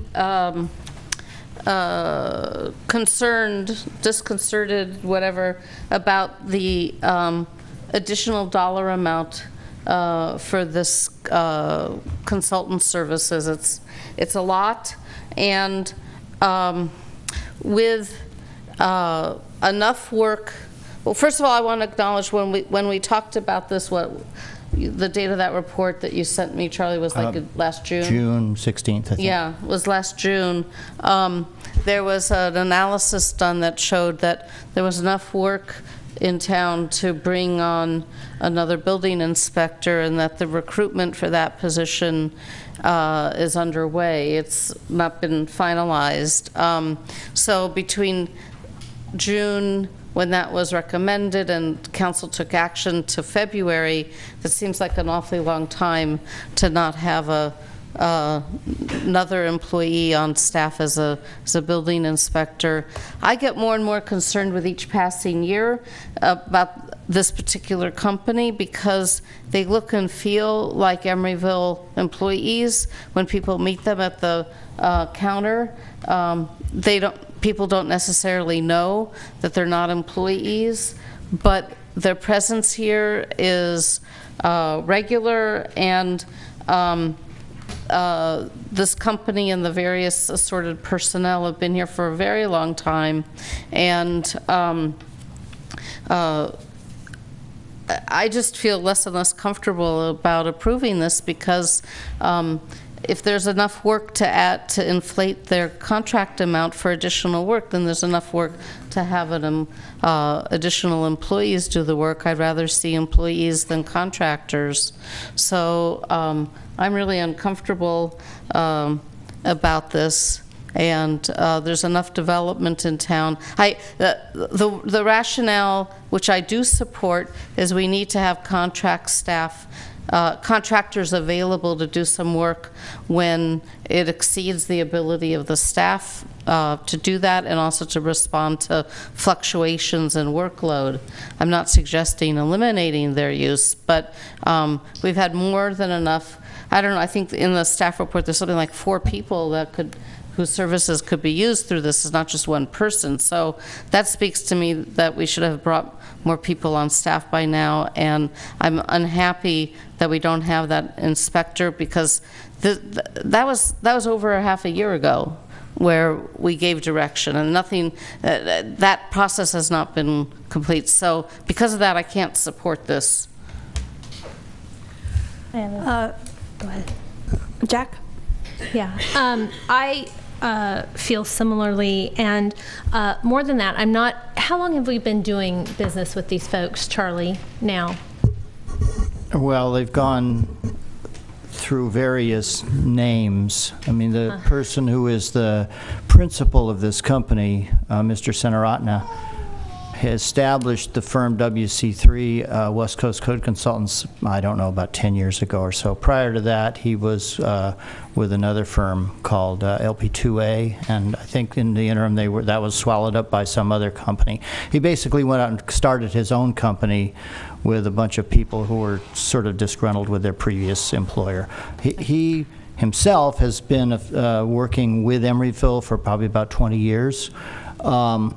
The other people that Councilmember Atkin mentioned have not been. They sort of come and go from his firm. I mean, he hires the best people that he can, and they're all excellent people, but they're not necessarily around for a long time. They might move on to some other firm. The other engineer, whose name is Eric, forget his last name right offhand, has been with us about a year, I would say.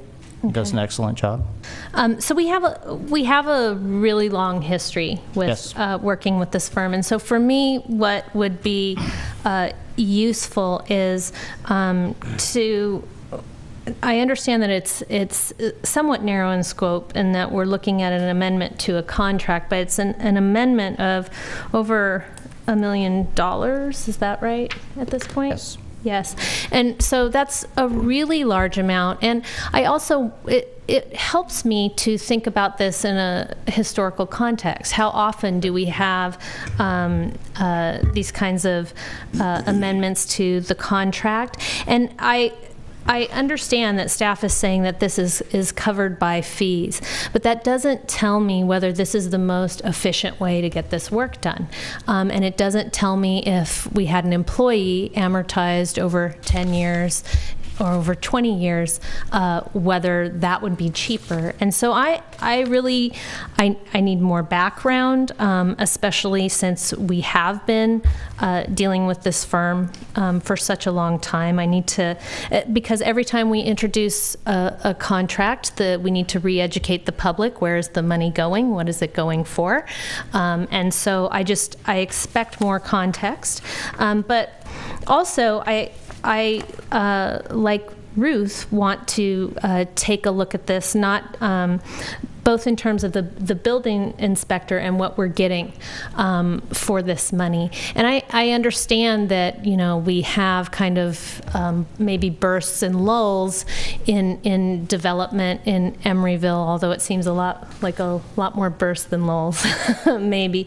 But I think that council should be looking at this and thinking about seriously about this contract. The last time we looked at this, I think there was some consideration and question about it from the dais. So I agree with Ruth, and it's very difficult for me to vote for another $1 million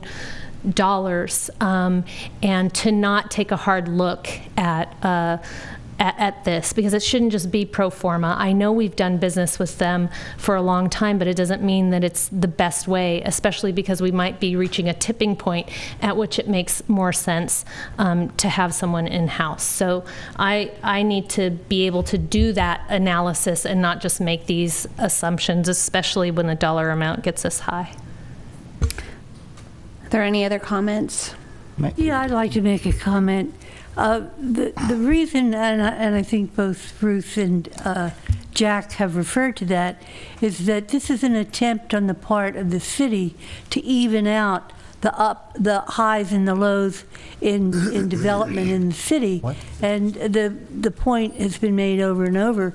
You can hire an engineer to do this work. You don't have to contract out. You can hire a city employee, and when it's time of extreme activity, they'll be working and you'll get your money's worth. And then you get the downturns like we've had from 2008 till 2012. And you have someone sitting on the city staff that really doesn't have any work to do. This is an opportunity for the planning director, and I have to say something here about our planning director. I consider him to be probably one of the best planning professionals in the state of California. He has done enormous work with very limited resources. This gives him an opportunity to really take a look at the resources he has and use them most effectively. Now, we can all ask for more information on this. It's not clear to me how you will make any judgments on these additional information. I have a great deal of confidence in Charlie, and I'm especially interested in the fact that this money doesn't come out of the general fund, doesn't come from the taxpayers. It comes from the people who are trying to build the projects. So what we want is a smooth flow here. There is no doubt in my mind that Charlie Bryant has gone over this contract with a fine-tooth comb. That's his style, that's his modus operandi, and I support this, and I would move this resolution. I just have one more comment. And this is not to impugn Charlie in any way. I know he's a very detailed-driven person. But whether the money is coming from taxpayers or whether it's coming from developers, it will eventually lead to a different kind of political landscape for us. If it is expensive for developers to do business in town, no matter where the drivers are, we have to understand where those expenses are. And we make decisions about affordable housing and the other things that we're going to impose based on our understanding of what it takes to build something here in Emeryville. So for me, it's simply a matter of us showing our work. I think that staff is perfectly capable of doing that. And as someone who has to explain these things to the public, I need that in front of me as well. It makes me deeply uncomfortable to just put another $1 million onto this contract without asking hard questions about it. Scott, do you have any comments? What is the specific information? This was a very complete and a relatively complex staff report. What additional information are you looking for that Mr. Bryant can bring forward? Well, we've been doing business with them for somewhere between 10 and 20 years. I want to understand how often we increase their contract. And I want us to start thinking about at what point, maybe it's not at $1 million where it's more efficient to have someone do it in-house, but maybe it is at $2 million. So I need to have more background and a better sense of what's going on. And this isn't a new process. We asked for something similar when we made the decision about the building inspector. And so that's my concern is like Ruth's. I want to first know when we're going to get that person on board, but to also think deeply about whether we're better served by having some part of these services in-house. I want to say one more thing, Mayor. Sure. I think the work of this individual and his associates is good. It's not about quality of the work, but just to keep handing over a contract, it doesn't look right without going out to RFP, entertaining other bids from other consulting companies, and just kind of going with the same people year after year. It just doesn't look good for us as a public agency. And anyway, I just wanted to add that to my general discomfort, but it's no reflection on the quality of the work that they, or the service that they provide to the city. Well, I just wanted to say that I would prefer if we could select, that you gave us some sense, Charlie, that you were selecting among a range of building inspectors that would be available in the marketplace. But on the other hand, you would know the availability of inspectors. Is there, the building cycle sometimes makes getting qualified staff very difficult. And so, if that's the issue, I want to hear that. I want to have some, some sense, some sense of the marketplace. Are we being, have the prices really gone up on us because of the marketplace? Are we in a difficult position? What, are the people whose properties are being inspected paying significantly more than they were 2 years ago? Things like this. Mayor Martinez, can I? Yes, please. Make some comments? Yep, and I have a question to add too. Okay, My question is just what will happen if this resolution doesn't pass? Okay, well, good question. I think it's important to distinguish between what's before you tonight and then the ongoing contract with WC3. What's before you tonight is an amendment to the existing contract. And it's to account for 5 major development projects that were not included in their contract when you approved it last June. And the reason those projects were not included last June was we didn't know for sure that they would be submitted for building permits during this fiscal year. If we had known that for sure, at the time, we would have included these projects in the contract that you considered last June, and we wouldn't be here tonight having to amend it. So, I mean, we had a reasonable expectation that these projects might come forward this year, but we didn't know it for sure, so that's why they weren't included in the contract. They are Public Market Parcel A, Public Market Parcel D, the Stanford Medical Center, which is a $35 million, actually more, about 42, I think, $1 million tenant improvement to the Emery Station Greenway building, which has been vacant since 2012. Public Market Parcel C, and the South Bayfront Pedestrian Bridge, which Mayor Martinez just highlighted in her State of the City address. So those 5 projects are what this contract amendment is for.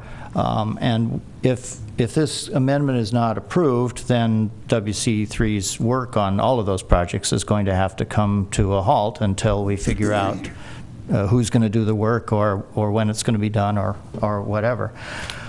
The larger question to me seems to be moving forward, looking at how the whole thing is structured and whether we use WC3 or somebody else, or whether we use consultants or city staff for future fiscal years.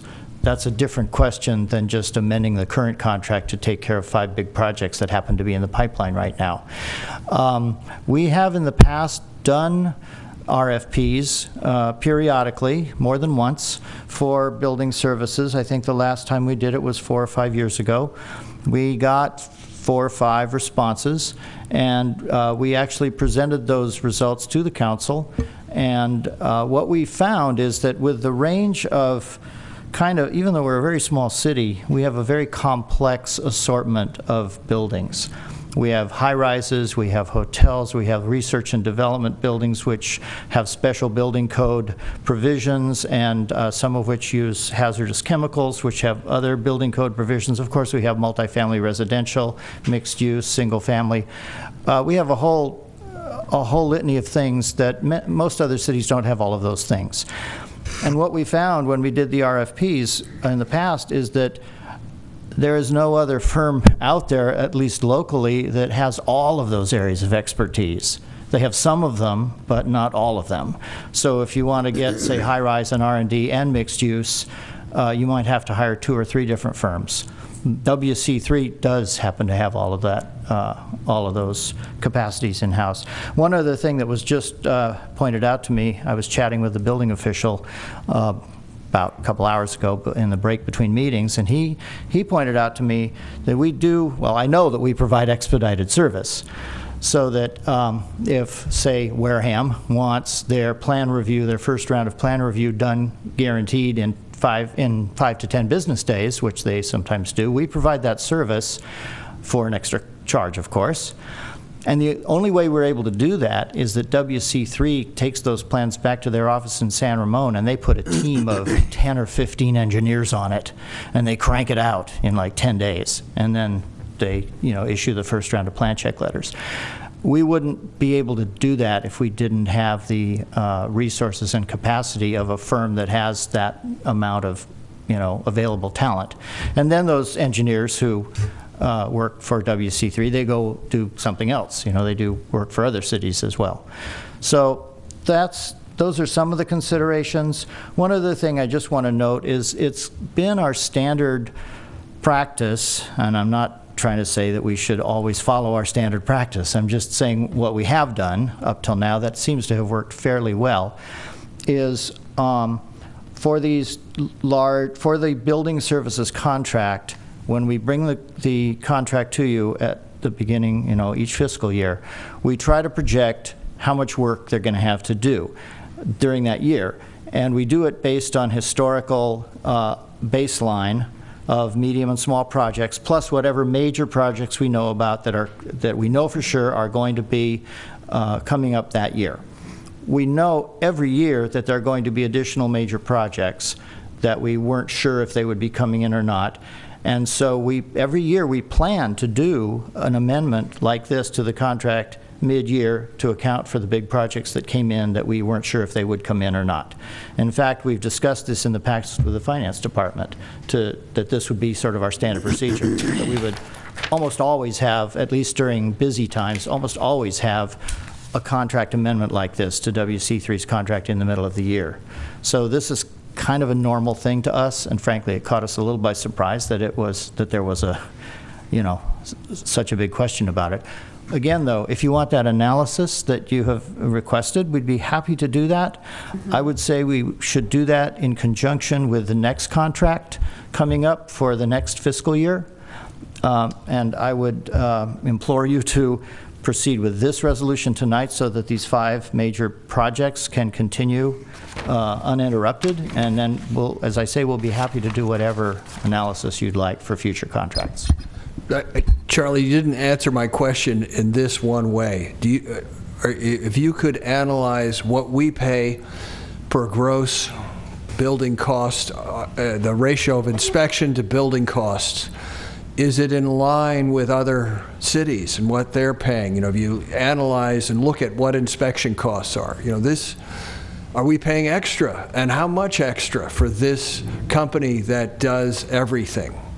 Oh, I see what you're saying. Well, we can certainly take a look at that. I mean, I can't give you an answer off the top of my head, but I certainly know we have compared our cost to other cities, the contracts that other cities have with both this firm and with other firms. And in the past, when we've done RFPs, of course, part of that has been to get price bids from those firms. And we found that they were all pretty competitive. So, I mean, I don't know if that adequately answers your question. I can't give you a dollar amount. So in the past, this company has been competitive? Yes. They weren't the lowest necessarily, but they weren't the highest? Right, and their rates have not increased significantly for many years. They get a percentage of the plan check fee, and then they have an hourly rate that for things that exceed the plan check fee, all of which are paid by the applicant. Okay, so we have a motion on the floor, and I will second your motion if I can add a friendly amendment to memorialize that staff has offered to come forward with this updated analysis comparing our current state of things with bringing the work in-house or issuing new RFPs, just how that would sort out with our under current circumstances. So does that sound okay to you? Absolutely. So there's a motion and a second. Will the clerk please call the roll? Councilmember Asher? No. Councilmember Atkin? No. Councilmember Davis? Aye. Vice Mayor Donahue? Aye. Mayor Martinez? Aye. Motion passes with Councilmembers Asher and Atkin voting no. Okay, so we do not have any public hearings tonight. We are on to action items. I see a few people in the audience here for item 8.1, the status report on code enforcement actions related to 1270 64th Street. And that's also me. That is you, Charlie. Thank you. So in your packet, you have a summary of what had occurred. Well, let's just to back up. At a previous meeting in January, a number of residents expressed concern about the situation at 1270 64th Street, especially a number of squatters that were on the property. And the council asked us to come back with an action plan at tonight's meeting. We've actually got more than an action plan. We're already taking action. In the staff report, we've also noted some of the history of this property. This is not a new problem. It's been going on for quite a while, and we've already undertaken a number of code enforcement actions against the property. What we have done now is on January 21st, the building official reposted the property with red tags, meaning that the property is uninhabitable. And then on January 27th, the building official got a abatement warrant from the Alameda County Superior Court. The city had 14 days to serve the warrant. As of the writing of the staff report, that had not occurred yet. On February 1st, a 24-hour inspection warrant notice was posted on the property, and I believe mailed to the property owner. The inspection took place on Wednesday, February 3rd, with the help of the Emeryville Police Department. And the inspection resulted in quite a long list of code violations that were found. A notice of violation letter based on that inspection was issued on February 8th, listing all of the violations that were found and ordering the property owner to abate them, and giving her 30 days to do so. Another inspection will occur on March 7th, on Monday, March 7th, to determine whether or not compliance has been obtained. If after March 7th, if it's found that compliance is not obtained, then a second notice of violation will be issued with a maximum of 10 to 14 days for compliance. Again, the building official will re-inspect the property after that time period to verify compliance, and if it's not obtained at that time, the matter will be referred to the city attorney's office to either obtain a demolition abatement warrant or to seek receivership for one or both of the structures on the property. So that's kind of in summary what has happened, and I would defer to the city attorney to fill in the details. I'll also note that the inspection warrant and abatement warrant that Charlie referred to also allowed for the city to board up and secure the property, and so that was actually done. So the property has been boarded up. I understand that there might have been additional vandalism on the property, so we will go back and we will re-secure the property again. But I wanted to point out that the judicial warrant that we obtained allowed us to not only go onto the site to inspect, but also to secure the property against any entry. And that is as to both structures on the property. So there is the main house that you see from the street, and then there's a secondary structure, a carriage house, on the back, behind the main house, and so that also has been secured against entry. I can actually add a little bit to that. The building official told me this evening that there had been a report from the police that there had been someone had entered the property. It was unclear whether the police found anybody there or not, but a building inspector went by, I think it was today or yesterday, sometime very recently, and found that all of the boarded up windows and doors were still secured. So there was no entry into the property. Okay, are there any questions from council? I believe I see some folks here who might like to step up for public comment. I invite you to do so. If you want.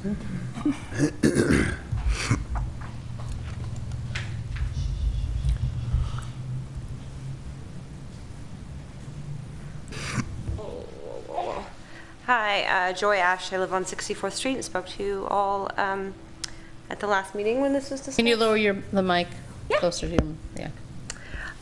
And I just would like to take this opportunity to thank everyone who has very quickly addressed this issue. I know that in speaking with all of the neighbors, everybody's very happy to see that things are moving.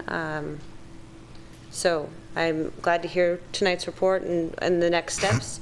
I would like to specifically thank Emory PD.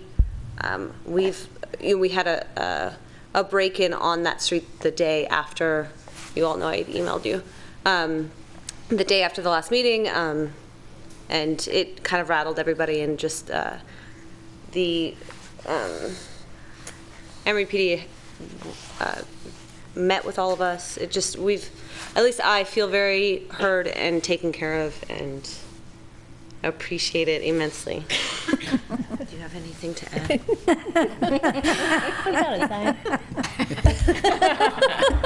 Nothing to add. Nothing. That's just good, guys. Huh? But thank you very much. I appreciate it. Thank you. Is there anyone else who wishes to comment on this? Richard. You have to bring a baby with you. I've got a straight sign. I've got a picture to show.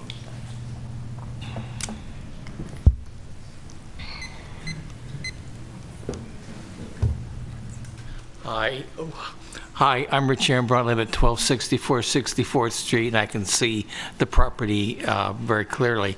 I'm wondering whether the city has been successful in contacting the owner of the property. You know, we haven't seen her in months and months, and it's just she doesn't seem to be responding even to the things that have been going on, and the communications that were sent to her. I don't know if there's any evidence of life there. You know, I believe she's still alive, but action, and I don't know.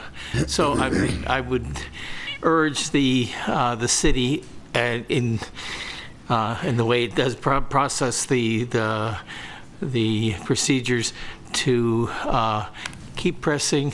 Try to locate her, deal with her. She's a nice lady, you know. I just don't know what's going on.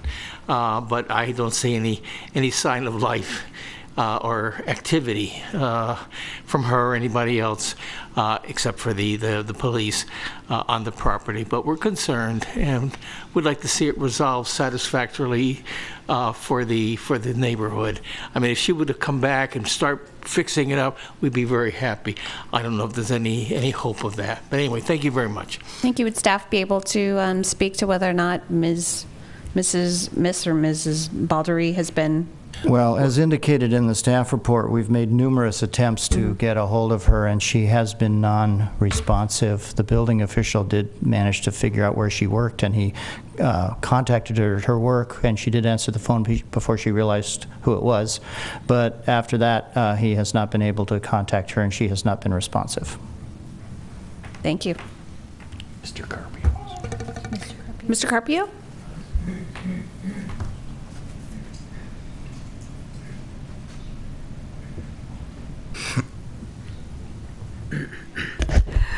I really believe that the problem is not really the look of the property and whether or not people move in and out.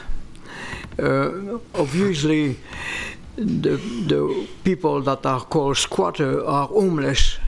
And I don't know if any of you have met any of these homeless. All you need to do is to go after 10 o'clock at McDonald's on St. Pablo Avenue, and there is dozens of them that sleeps under cover of the extended roof of McDonald's, and they're all over town. So, of course, you know, you want to move these people away, and it really affects me, because there is a human factor here that the building inspector and the city attorney and whoever wants to get those people out there. But there is, if you ever talk to any of them, there is talks of violence.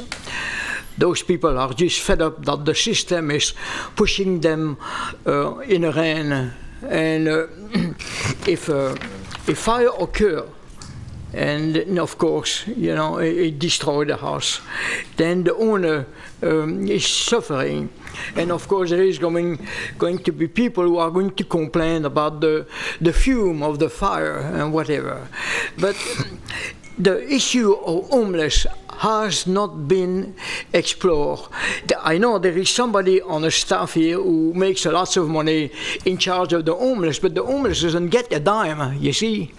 You do not provide nothing for the homeless, and it's just real bad. It's a shame, it's a social shame.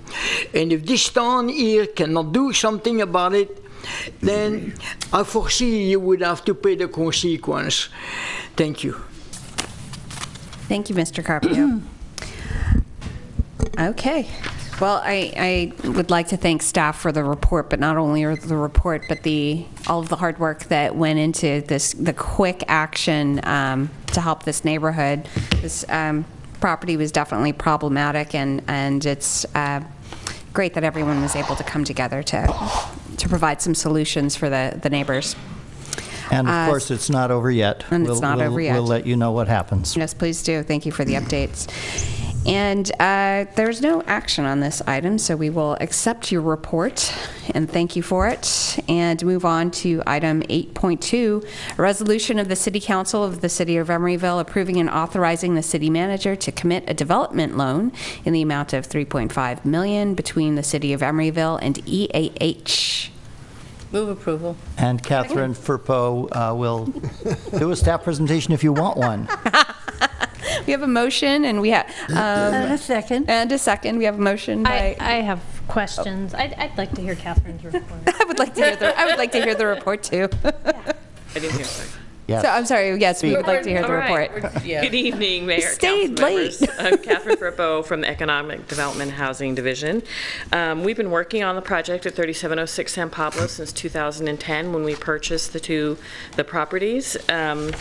The property has gone through a lot of process to get us to where we are today. It's now proposed to be an 87-unit affordable housing project that has its entitlements. 5 of those units are designated as for people with housing for people with AIDS and HIV. There's 7,000 square feet of commercial space. I think you're very familiar with the project, so I'm not going to go into a lot of detail. We entered into a ground lease disposition and development agreement with EAH Housing last year in April with the envision that EAH would try and apply for as much funding as possible, bringing as much funding to this property, and then to go through the first round of the 2016 tax credits for 9% tax credits.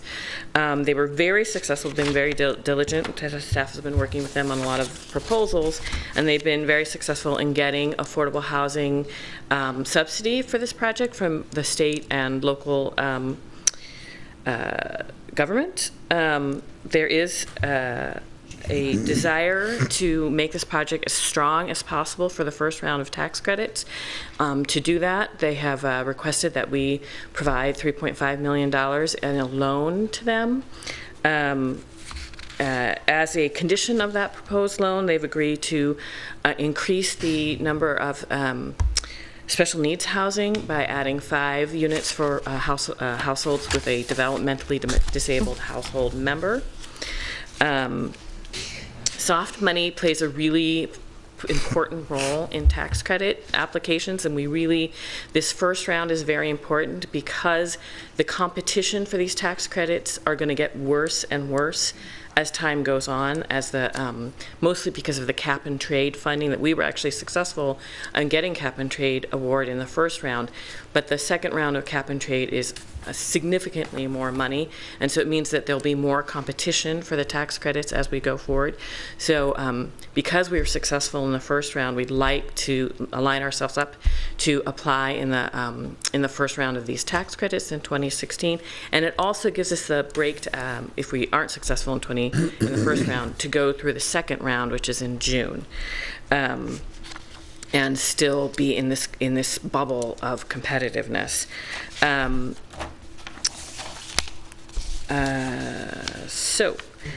What we have worked out with EAH is to provide a commitment letter for these fundings. So we don't actually enter the loan agreement right now.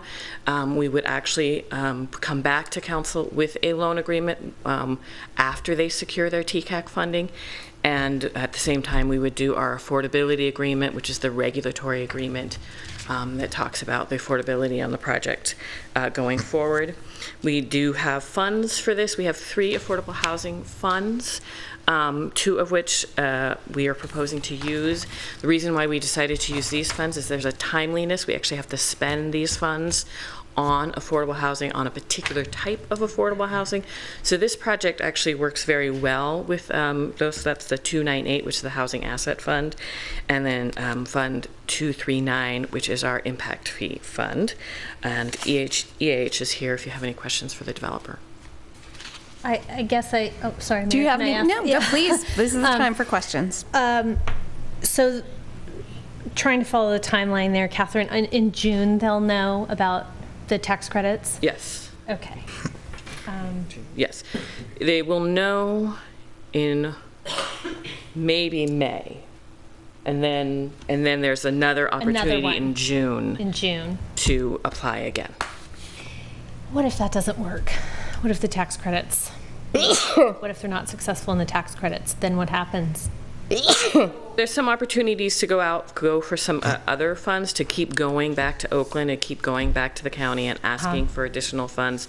Those funds some of the funds that they were awarded have time limits on them. To spend them down. And so there's this is, when you do these projects, when you do these layered fundings, you sort of do it in the idea of coming, on which tax credit round you're going to start with. And so, the other thing I want to mention, and I was just in a meeting in Berkeley tonight, is that the reason why it's important to do this now is because construction costs are going up really quickly because of the demand for contractors with all the development that's happening. And the statistic that was given, I don't have any data for it, was that in 2015 the cost of podium development went up 25%. So that's another reason why we really want to get in this first round, so that we can get a contractor in contract before prices, continue, which we expect them to do, continue to increase. Okay. So, yeah, thank you. Are there any other clarifying questions? Is there anyone in the public who wishes to speak on this item? Call the question. Yes, we have a motion from Councilmember Atkin, a second. We have a second already. Do you have a second? We have a second from Councilmember Davis. I just have a comment. Yes. It's hard to know exactly all the behind-the-scenes work, but it's nice looking at the site and at least seeing grass growing where there used to be graffiti. The geese have taken up there. Have you noticed right now? The geese. and a new fence. I don't know if you noticed, but we had a new, more secure fence put around it after the remediation. I mean, even if we get the March tax credits, construction will be 6 months after that, probably. Okay. So that's why we decided we needed to secure that property and have it a better fence and more secure, so that people wouldn't be coming and going. Well, we're all certainly. Well, I know these tax credits are a hot commodity. Yeah. I think I speak for all of us when I say we'd like to see this project move forward expeditiously. So we have a motion and a second. Will the clerk please call the roll? Councilmember Asher? Aye. Councilmember Atkin? Aye. Councilmember Davis? Aye. Vice Mayor Donahue? Aye. Mayor Martinez? Aye. Motion passes unanimously. All right, we are on to item 8.3, consideration of a request for a blue disabled parking zone in front of 1012 44th Street, Emeryville. Mayor, could I ask to have that item continued, because we have received a complaint that there is available parking and that they're not using their driveways. And we all know that the parking is very, very congested over there. Could we hold this off until we can contact and let her know that there have been objections to this, and find out why she can't park in the driveway? We can invite her to the next Transportation Committee. Good. We could put it on the agenda for March anyway. Very good, Okay. very good. I support continuing this. Yeah, I do fine. too, Okay, because thank we had a complaint and we don't have the applicant here, so Yeah, we're not getting it's really all a the whole problem story. over there for parking. Do we need to have a motion to continue this, or that's okay?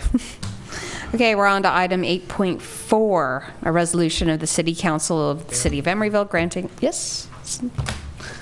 granting an annual card room license to the Oaks Card Club for 2016, and we have Chief Tejada to present this. Good evening, Madam Mayor and council members. So every year, the Oaks Card Room, located at 4097 San Pablo Avenue, is required to apply to have their permit renewed. They, this year, like every other year, submitted all of the paperwork, all of the financial reports to us and the finance department, and everything was in order according to our municipal code, section 5, which governs the licensing and permits of our card room. So they met all the conditions, and the staff report before you recommends approval and passing the resolution for their annual permit to operate. Okay, are there any questions from council? Clarifying questions? I move the resolution. I have some questions. Let's take the questions first. Go ahead, Scott. Okay, the Department of Justice had a pretty big fine on the Oaks Club. I think it was $650,000. They did some undercover work. Your department has been doing fabulous undercover work in other parts of our city. Why wouldn't we be available to do that kind of undercover work and recover those kinds of fines for our city? Well, we do a lot of undercover work, and we actually spend a significant amount of time going in. The officers do regular patrols, which is part of the condition of approval for this permit. They do regular patrols through the Oaks Club at any given time. They do walkthroughs to make sure that no crimes are being committed that we have jurisdiction over. So if I had jurisdiction over what the Treasury Department has, I would be after that large fine. It's not within my jurisdiction. Okay, that answers the question. Yeah, I think that you can look at this and see that we're supposed to be worried about violations of state law. And I'm wondering here now, 2011, the feds come to town, and now 2016 with this fine. I am a news junkie. My Google alert is set to Emeryville. What I do not like to see pop up is, you know, federal law enforcement in my town over this one place again and again. And so I really hope they get it together. And maybe we should be looking at, you know, now maybe that doesn't seem like a big deal to folks, but from 2011 and 2016, right? I mean, how close does the interval have to be to one another to have the federal agents investigating you? So I want to take a look at this. I think that they should do a better job and make sure that they're obeying local, state, and federal law when they get their license approved. So just for clarification, what the fine speaks to is violations back from 2011, 2010, and 2009. And so when we do our investigation, we contact DOJ to see if they have anything. And at the time, this had not concluded. And I don't know that it would preclude us from issuing the permit, because in our Muni code, I'm not sure that we would have that Right. power. I don't think we have the I agree now. We don't have the power to do that. But I mean, if you read the press release, they're saying, you know, they've been in business for over 100 years and they know the law. So there's no reason for these kinds of violations. And more than that, they are supposed to report their suspicious activity reports. And so they're having reporting problems as well. So I think that something needs to be tightened up. If they are not going to do it on their side, then maybe we should be thinking about local law, state law, and federal law all being mentioned when we approve their license. And I agree that that isn't what is in front of us right now, but it is something that I would like to consider, because 2011 and 2016 too close together. Let me understand, Chief Tejada. Didn't you just say that this was not a new violation? They were just sweeping up the ends of the old process. Yes. Not a new violation. Not a new violation. So we're not talking about 2011 and then another reoccurrence in 2016. It's a different violation from the Department of the Treasury, though. They violated the Bank Secrecy Act and didn't inform their staff about anti-money laundering policies. So they still, they do not have, what it shows is that there was something that happened in 2011, but they still have not taken steps to correct it within their business. So that's my reading of the press release. So if there are no other questions from council, I want to open it up for public comment if there's anyone who... Please come forward. Ruth Major, resident of Emeryville since 1984 and a member of Residents United for a Livable Emeryville. I would just like some clarification on numbers to see if I'm reading this correctly. It says, and I'm looking at the information around the owner here, according to John Tibbetts, he received 1,782,800. Am I reading that right? I'm not even sure I'm reading it right. Close to $2 million in salary. That's correct. Am I reading that right? 1.7 Wasn't this million. the person who stood up to say that paying a livable wage to his staff would cause him dire straits? This is the same person, yes. Okay, so I did not misread that. You didn't. I'm horrified. I'm totally shocked that someone can actually earn that much money. Okay. I'm naive, I know. All right, we now may proceed with the discussion. Is there any more comments from council? Nora, I feel like I interrupted you when I opened public comment. No, I'd call the question. Okay, so we have a motion. Is there a second? Motion from Council Member Davis. Is there a second on the motion? I'm contemplating seconding this, but maybe we would want to have some further discussion about this. We could have some further discussion. You could offer a friendly amendment to ask that staff look at adding what Councilmember Asher was asking for, combining an insistence on an adherence to federal, state, and local laws in order to qualify for future cardroom licenses. I think that's a fine amendment to add to that. Say that again.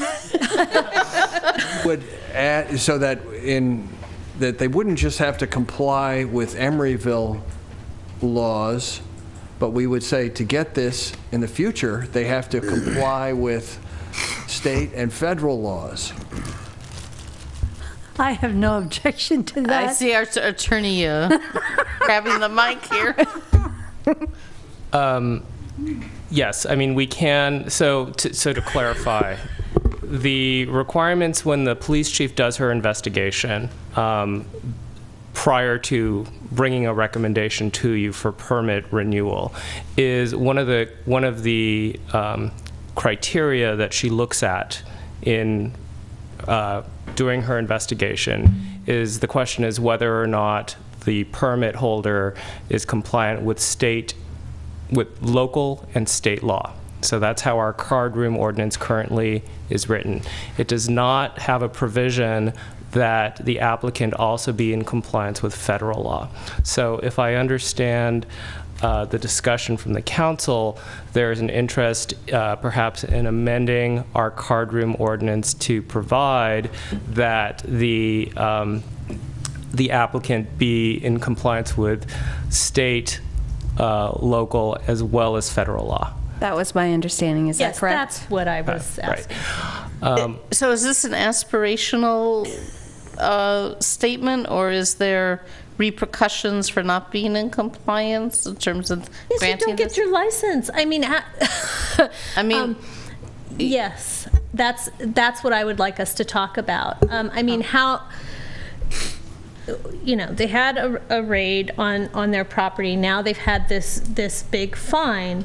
I think that we have to have a way to track and to talk about what they're doing. Do you want to condition this license on us seeing their progress reports to the feds or something? Now, if I may, my understanding is that they had entered into a settlement with the federal agency, and so the idea is that in lieu of a conviction or other sign of other violation, that they basically settled out. So to give you some context, if our ordinance as of today had the provision that the applicant had to be in compliance with federal law as well as state and local law, the police chief would still be able to recommend issuance of the permit because there would be no federal violation because they had settled that federal violation. What is the direction of the council? We want to change the ordinance to reflect that we want to have information coming from the feds and the state as a condition of approval. for a license. That's what I would like to see, Nora. I have no objection to that. It's more paper or more electronics. Carolyn?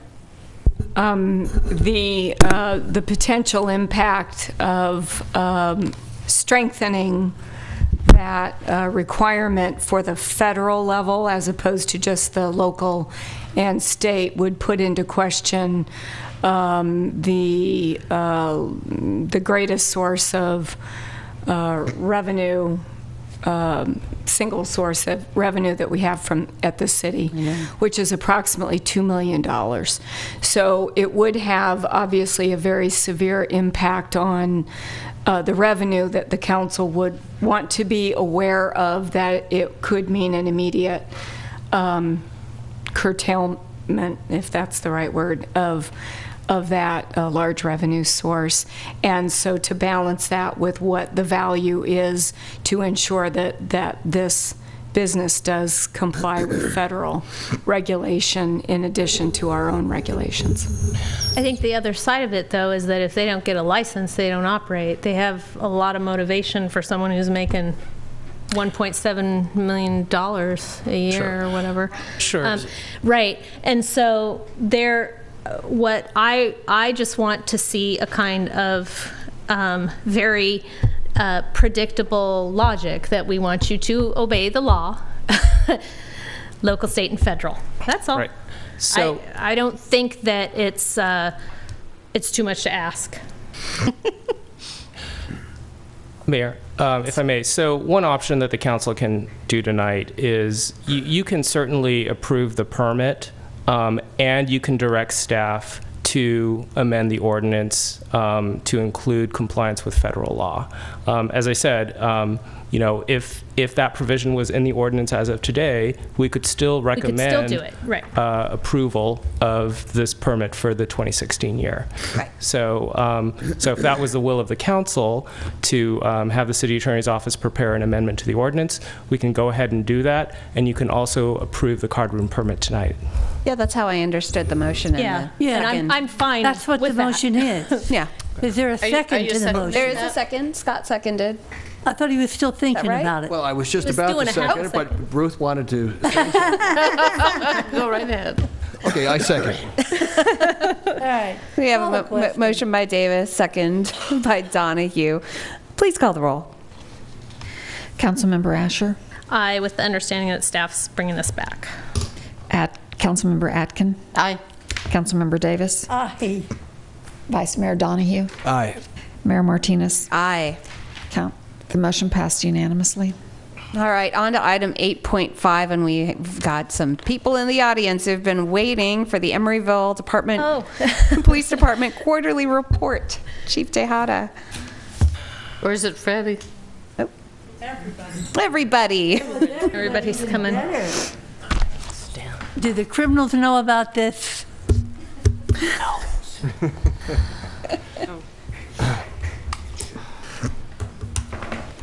So good evening again.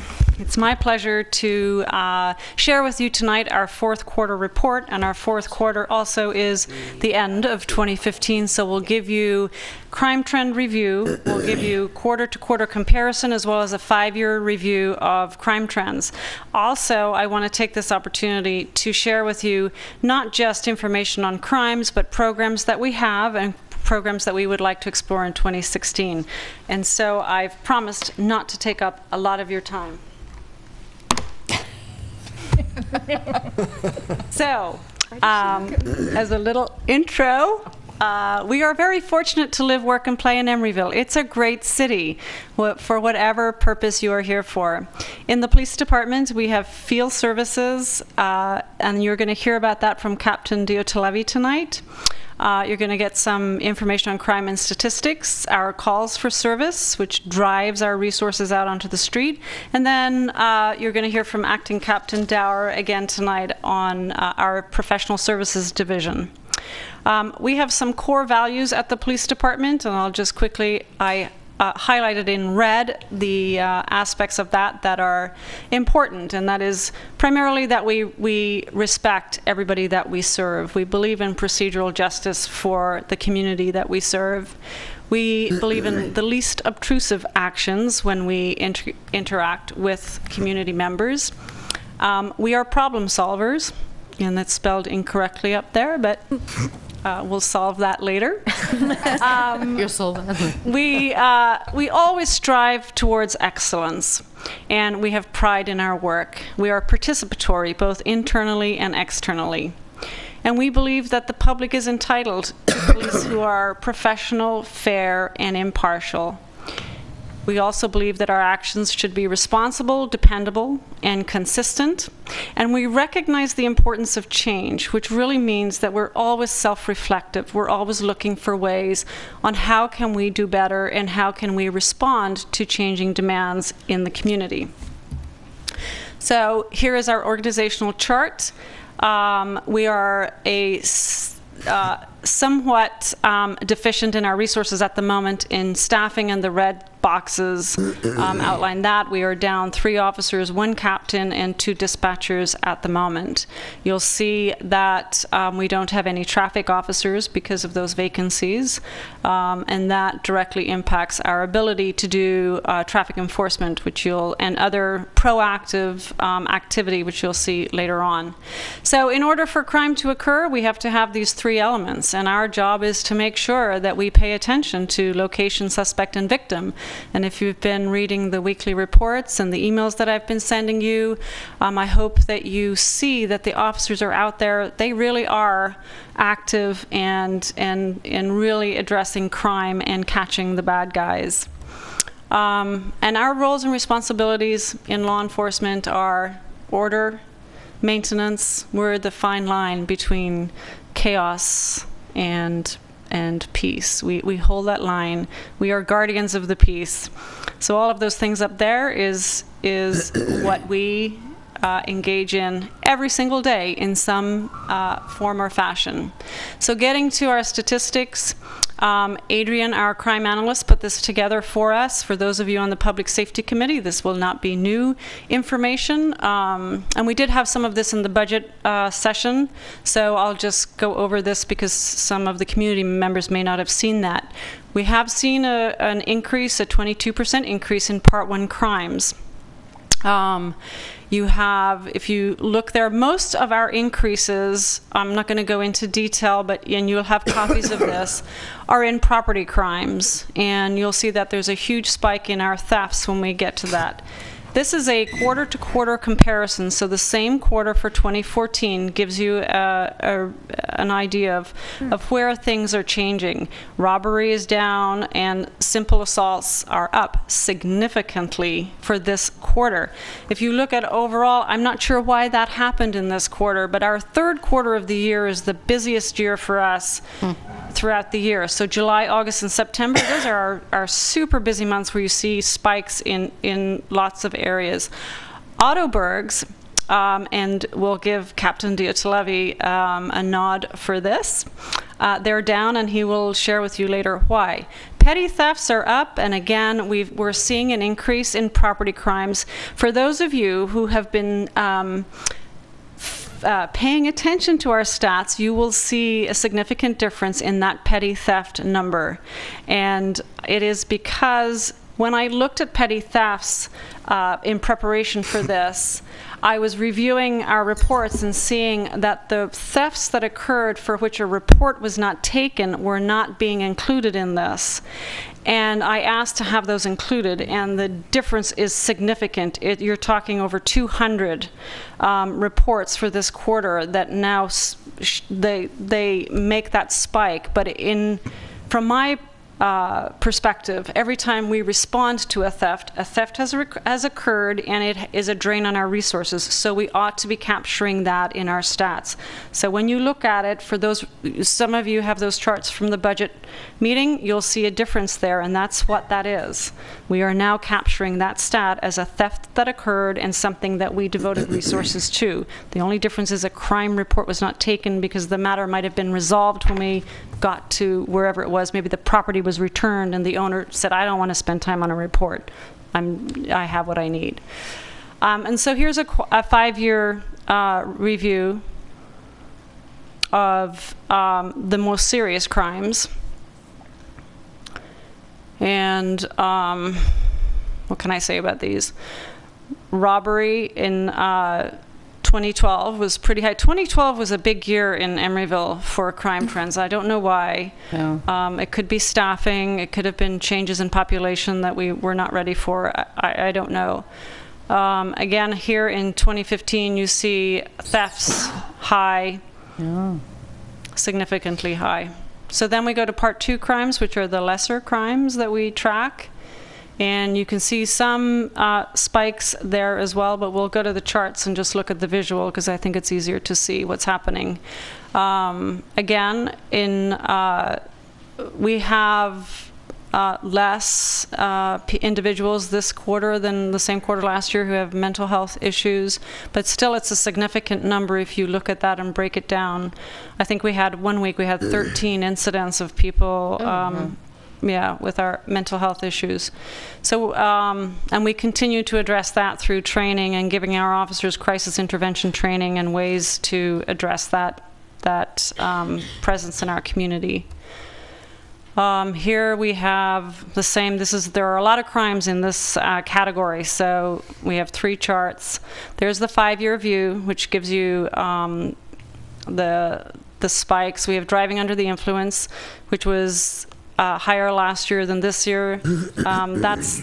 You're going to see that trend in some other areas, and I think it has to do with staffing because it's a proactive enforcement area where officers are out seeking people who are possibly driving under the influence.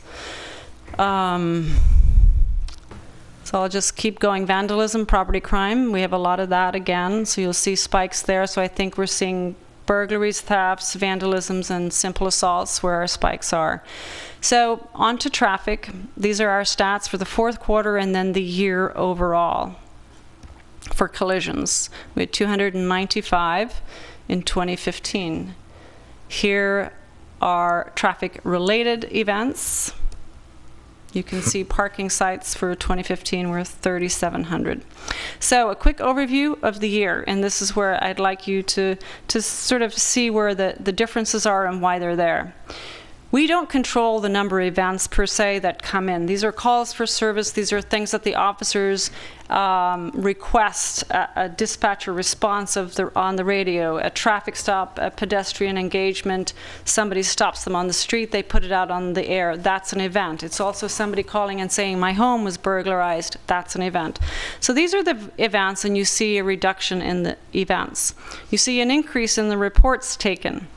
What you see next is in 2014, there were 909 pedestrian stops, but they were almost 50% less in 2015.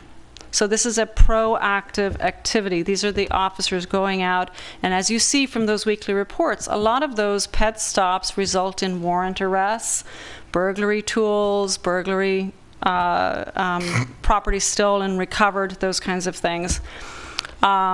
We had suspicious incidents, fairly similar. But if you look at traffic stops, again, that's a proactive activity that officers do. If they don't have discretionary time, these things don't get done.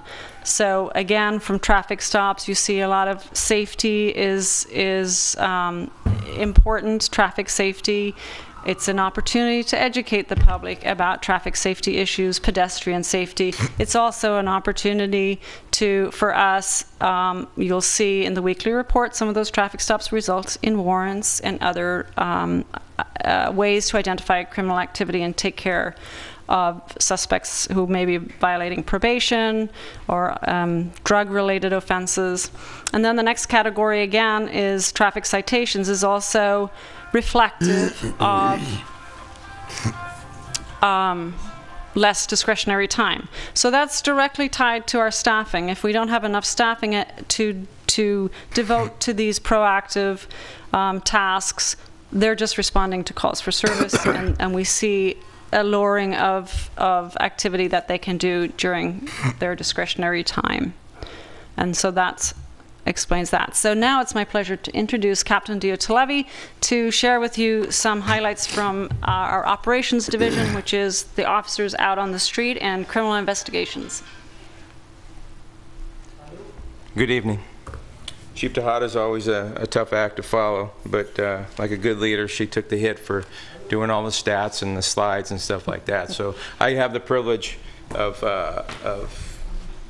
being the supervisor over our field services, field operations division. Field services, basically the most important part of any police organization. They're the boots on the street. They're the face of our department, and in a lot of ways they're the face of our city. They have the most contact with any of the people that come into our city or our residents. It is a big part of it. Sergeant Castellanos is going to introduce a couple cases where they did some fine police work on the street, but he's also going to introduce some of the programs that we've been part of that help us serve the public. Homeless liaison officer, our merchant release program, auto burglary program we talked about, and marina liaison, long overdue, but now we have an officer that meets with the people in the marina and talks about the problems and talks about how we can solve them. And then we also have a sergeant's community partnership program where the sergeants are responsible for an individual area within the city. It kind of gives some ownership for our department. Prior to this, we would go out, the sergeants would hit on, the officers would hit on, and they would say they're citywide. So we're only 1.2 square miles, but the chief wanted to get some more ownership within the community, so we have a face. The people inside a certain community have a face. They feel like they have a voice within the community. We have, like I said before, Sergeant Castellanos is going to bring a couple cases that these officers did great work in. Work that we returned stolen property. We've taken guns off the street. We've taken narcotics off the street, and we put away violent offenders. I also am part of criminal investigations, and I will be given that part of it. It got a little bit late for Sergeant Bassetti. We had to pass his bedtime, so I'll give that part for it. Some really good work in there also. You might have seen the YouTube on Innocence Lost. Sergeant Bassetti became famous on that. And then, like Chief Tejada said, our traffic and our crime analysts. We face a lot of new issues right now, and there's a lot of new norms, there's a lot of new challenges that the department faces, and I think we're up to those challenges, but I can truly tell you that I've worked for a sheriff, 3 chiefs in my 27 years, and I never have I been more part of an organization that is more geared towards the public and public safety than we are right now. So with that, I'll give you Sergeant Castellanos. Good evening. I'm Sergeant Castellanos. I'm currently assigned to patrol under the supervision of Sergeant Diotalevi. The 3 notable incidents I'd like to make mention of, they explain or kind of show what we do as an organization out on the street. These are just 3 incidents that show how the division comes together, how we work together with that common goal in mind, being that we're making the neighborhoods and the community safer by taking criminals off the street, taking guns and narcotics off the street, and just making it safer for us here. The first one is from October 9th, 2015.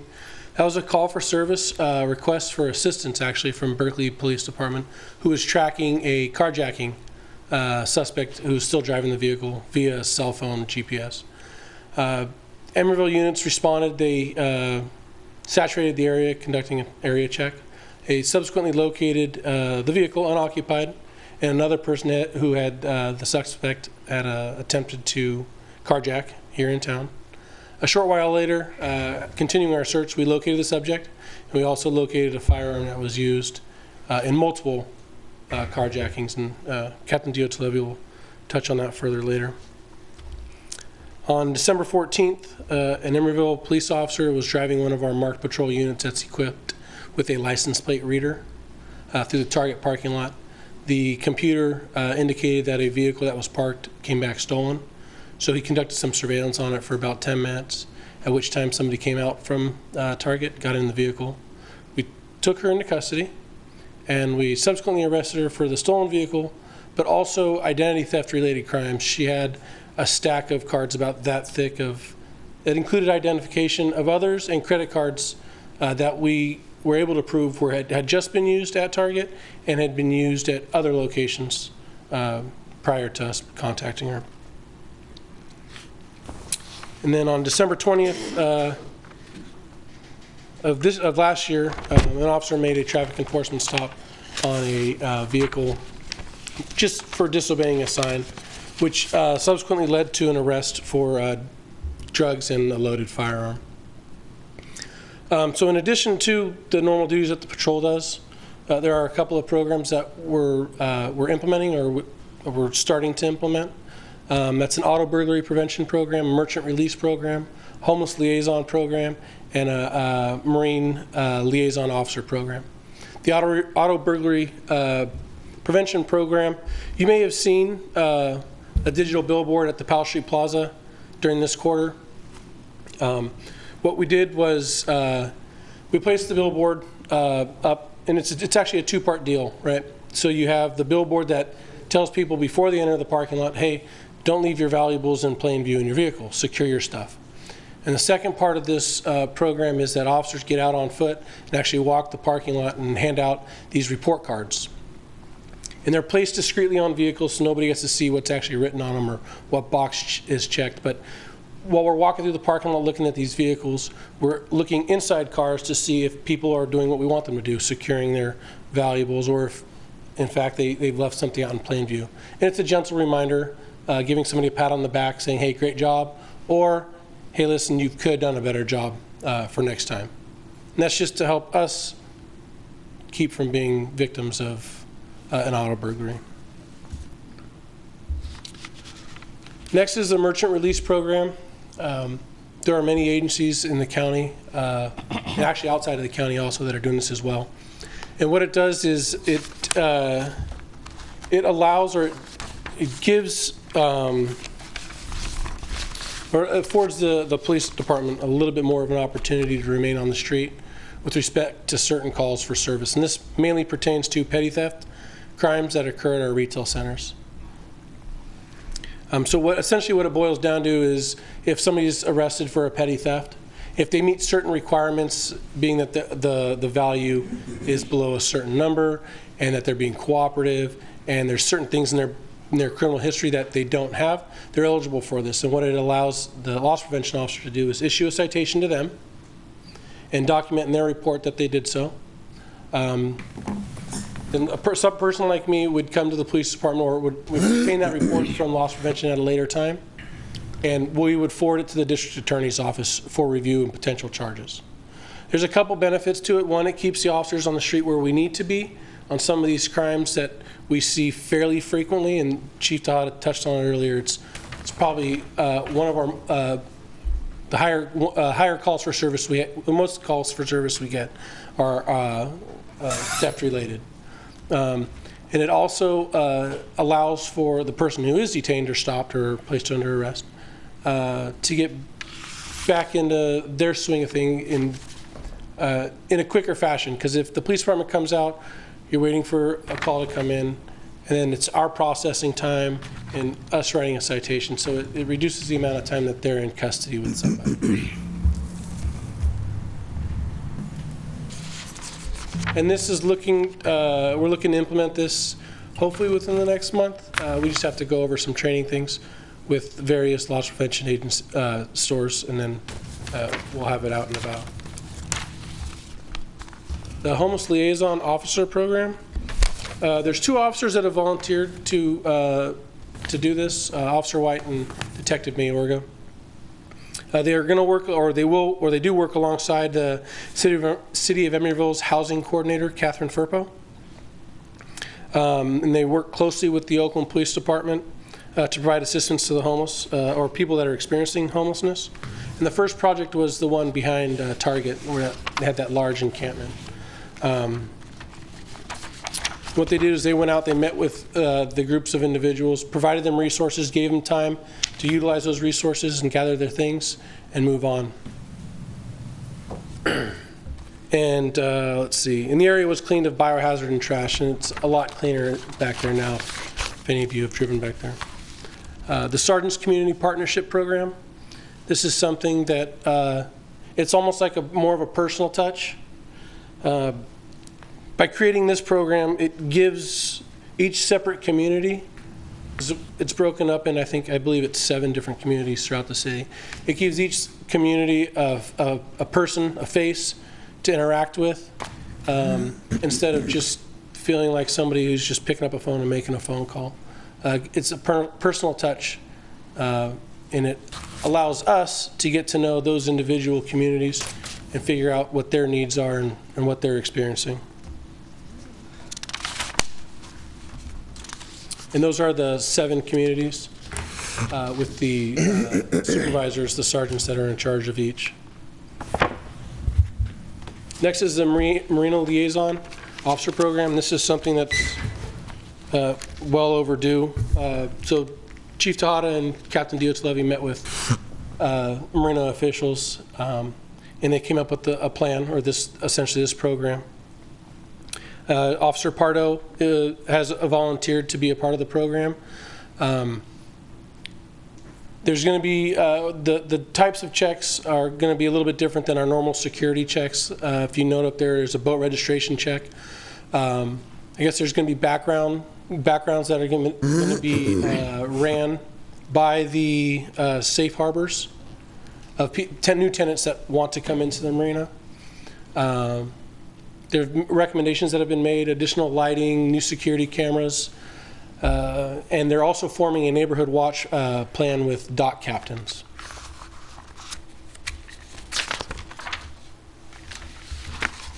And the police at the schools, this is something I can speak personally on. I've done it numerous times, and I try to get out there as much as I can. And what it is it's the police department responding to the school before and after, when the kids are either coming to or leaving.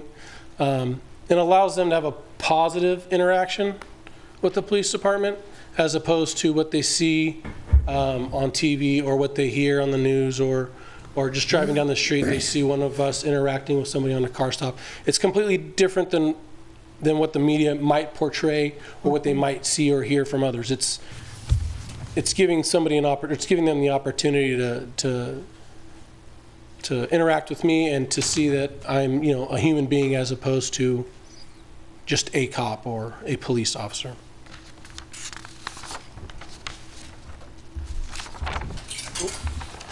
And next is Captain Diotlevy.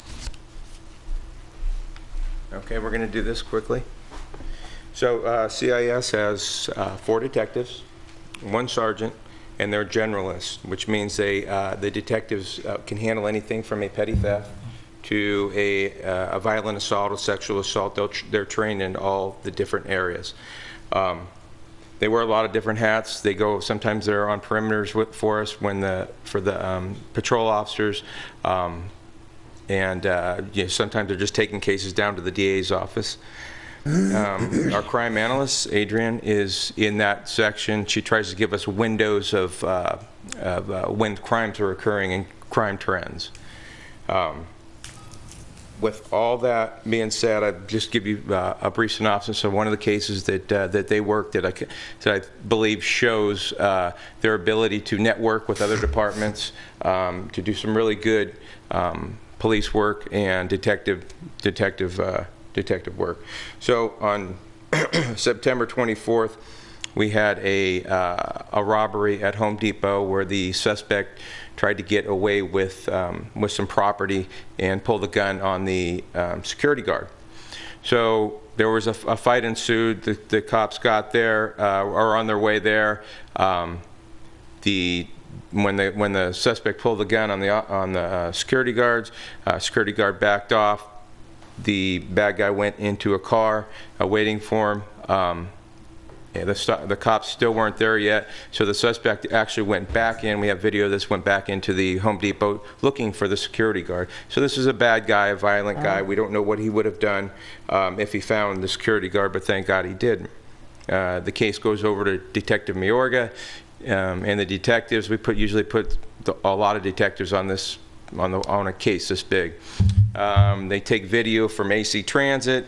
They put out the flyers, the track flyers to all the other departments, see if they have any other information. Well, a pretty sharp security guard from another Home Depot in San Pablo, I believe, I sees the guy, identifies him, said, I know who that is. Great. Mayorga, Detective Mayorga gets the information and develops a case. So we end up finding the vehicle that was associated with the bad guy. And then Mayorga put the case together, finds the house where they're staying at, and we don't have the ability to have a SWAT team of that size. We don't have a SWAT team at all, but there's a lot of manpower that goes into that. Contra Costa County Sheriff's Department assisted us with this. We went with them to serve the search warrant on San Pablo. They served the search warrant. Bad guy's in custody. We find the gun, and then the bad guy actually confessed to doing this, so he's going to hopefully face a little bit of time. And that's basically, again, networking with other departments, and some real good detective work. We have the city's in good hands. We have some sharp people, and that's it for that. And I'm going to switch it right over to Fred. Thanks. And so next up is Acting Captain Dower, and he's going to share with you some highlights from professional services. Thanks. Thank you, Madam Mayor, honorable council members. That's been a long time. So under professional services, we have 3 sections: records and communications, administration, and property and evidence. We're going to talk a little bit about records and communications first. So October to December last year, we had 8,715 total events, 3,221 calls for service where somebody calls into the department, 5,494 officer-initiated events. So that's a car stop, a pedestrian stop, a suspicious vehicle check.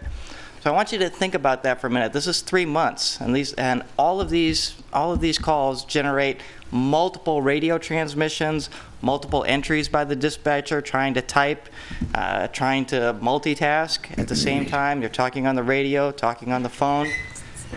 While all of that is going on, they're also processing 2,670 reports through our section and 172 subpoenas. So your dispatchers, the ones that are answering 911, the ones that are answering the radio for the officers out on the field that are their lifeline, also have to handle these additional responsibilities. So I just want to kind of put that into context for you there.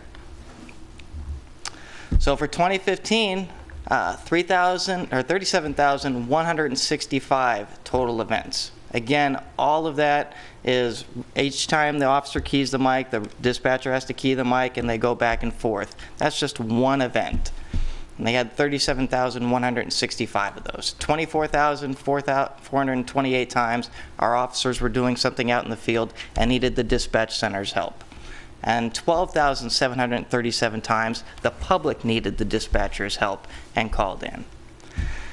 During this year, one of the notable events, and you might have heard about it before, but I'll say it again, we upgraded our 911 and non-emergency phone system, both the hardware and the software. One of the recent upgrades was that we now have wireless the capability to map incoming wireless 911 calls. Again, that data is only as good as the data we get from the cell service providers, but it does put us in the ballpark a lot of times.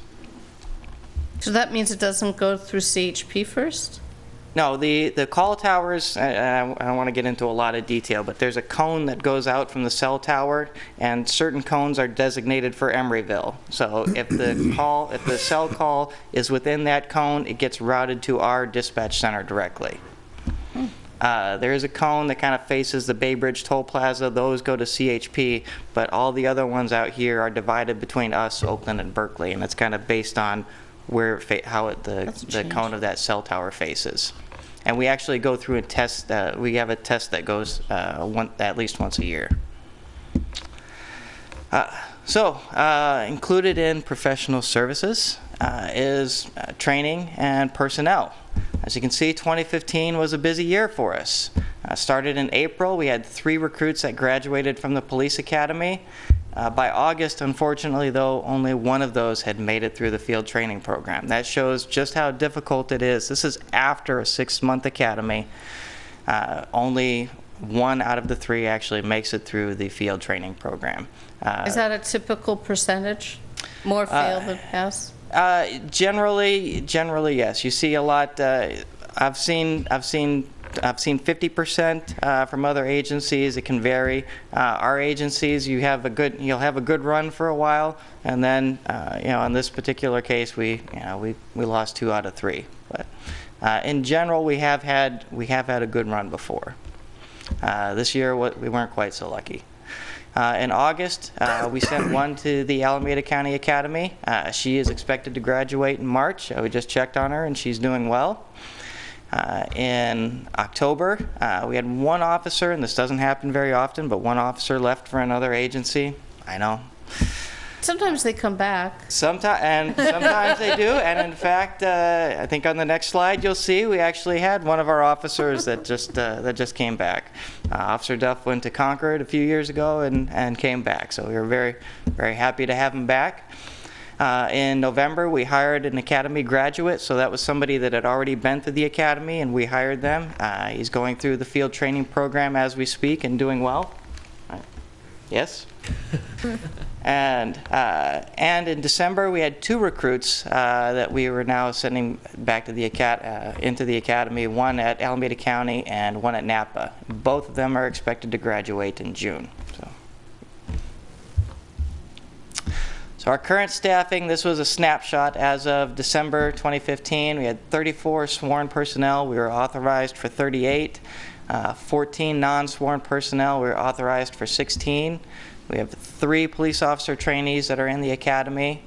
And then we have 2 lateral officers, one of which was Officer Duff, and then Officer Berrien from Pismo Beach, who just started as well.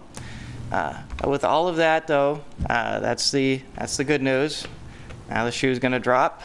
We are anticipating 7 officers that are going to be retiring in the next 5 years. So you can expect to see some turnover. I've heard it before from a number of other members. Full staff is a myth. For a police department, it's very difficult to get there. You can see how difficult it is just to get through 6 months of the academy, 12 weeks of field training, and then a year and a half on probation. And we have very high standards at this department. We aren't going to lower those. We are going to continue to do the best job with the officers that we have and continue to search out and only hire the best. Training. So. They after 6 months of the academy and 12 weeks on field training, you think they'd be all done, right? No. So October to December, they had 797 training hours within the department. These included force options and driving simulator. We sent one of our officers to the basic patrol canine school. Crisis intervention training, you heard about that a little bit earlier, where we learned to de-escalate situations, particularly with the mentally disabled and people with emotional problems. And also we had sent officers to the field training officer school so we have a new crop of training officers that are getting ready to teach the young recruits how to do things the proper way in Emeryville. In 2015, total training hours were 2,723 hours.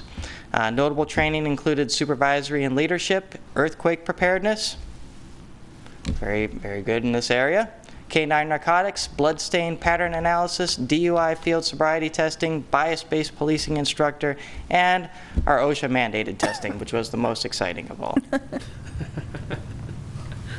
I would like to point out, too, of those 2,700 hours, the training, that's handled by Officer Shepard. She's our training manager for the department.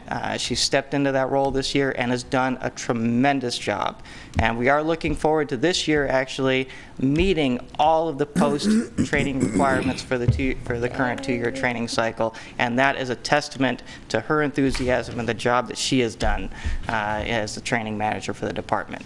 Very excellent job. So also under administration, we have community outreach, the Public Safety Committee.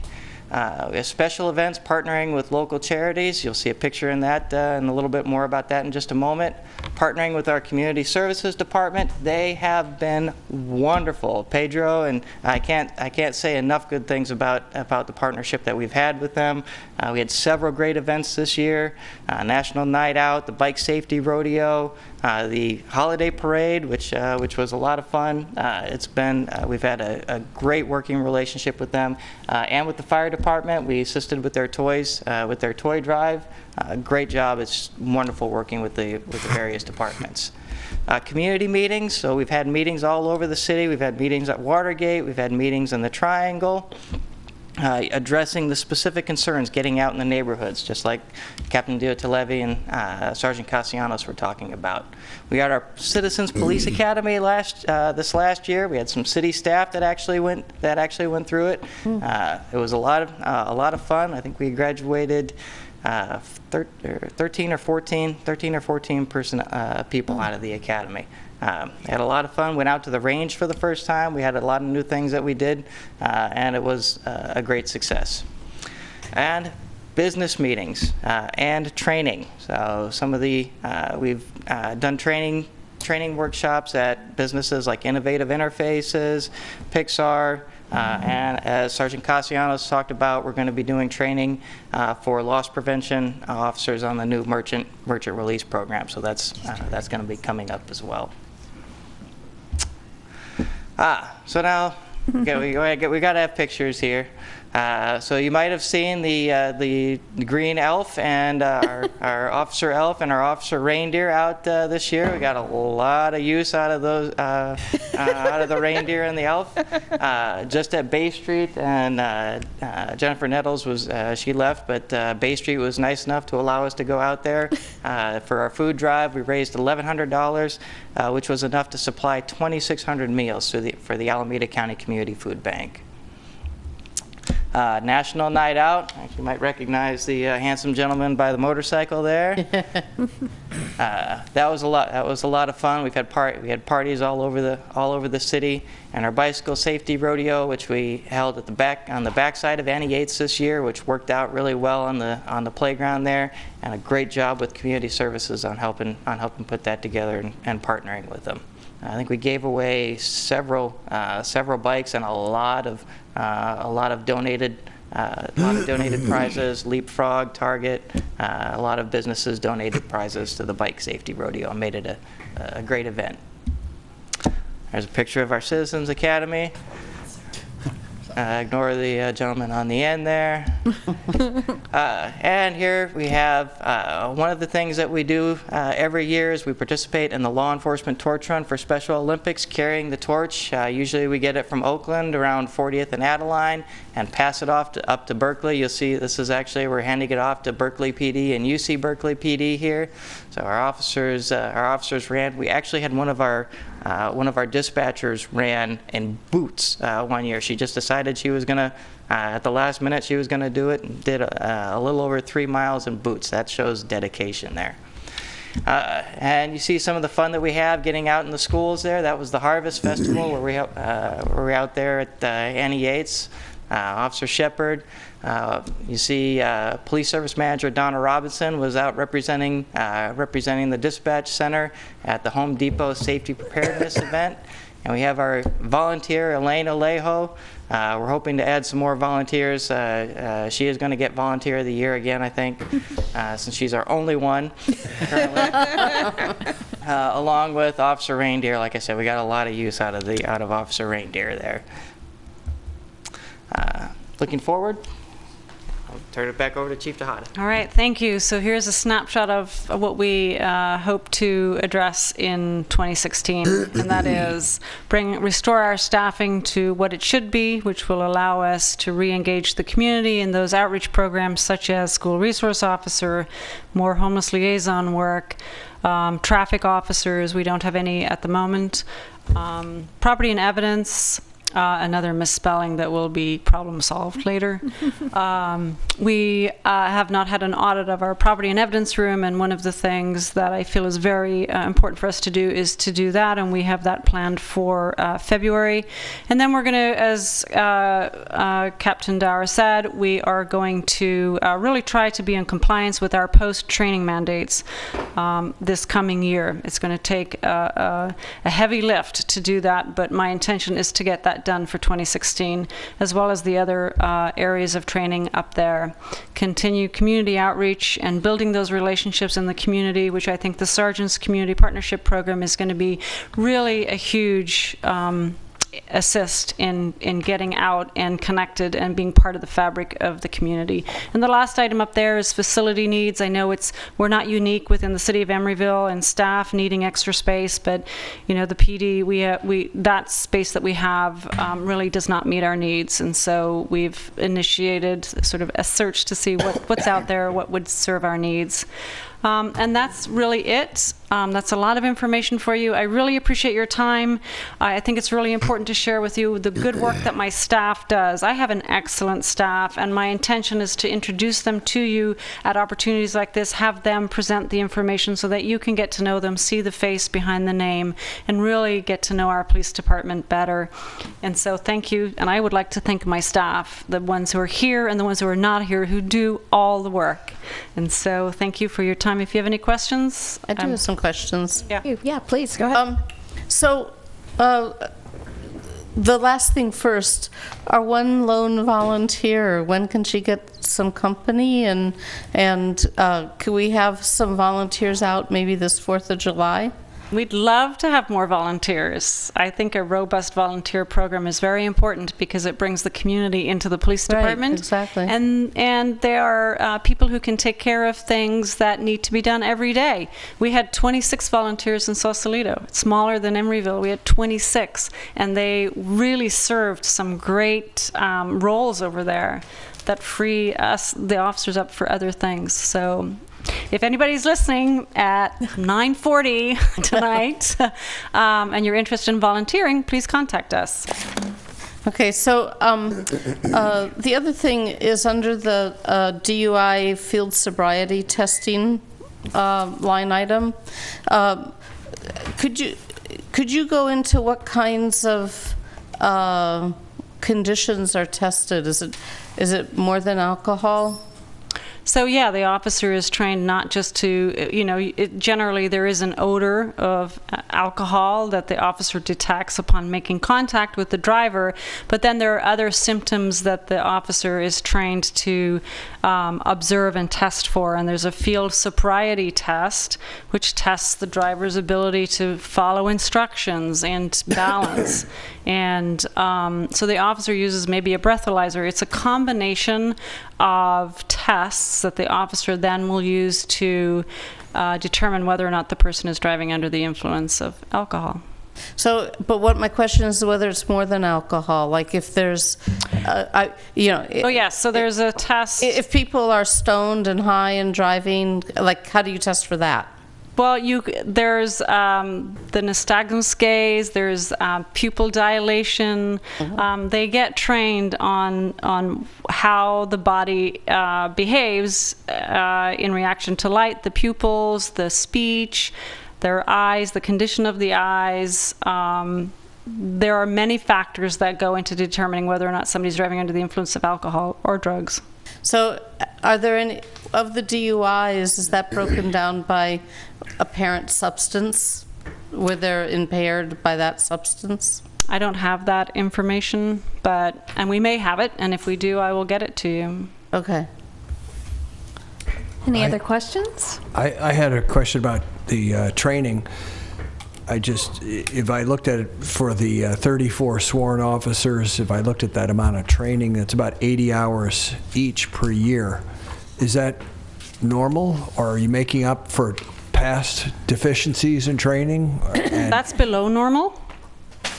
And so those hours really don't include myself or the command staff as much as they are for the officers and the sergeants on the street. But that is a low number for the volume of training that we should have, given all the perishable skills that we have. They need to be trained regularly, and then case law updates and mandates. I mean, it's an ongoing process to keep everybody trained at a level that they can be efficient and reduce liability out on the street. Jack? I have a comment. I just want to thank EPD for their daily work around Anna Yates with the traffic. It is so important, and it is much, much improved.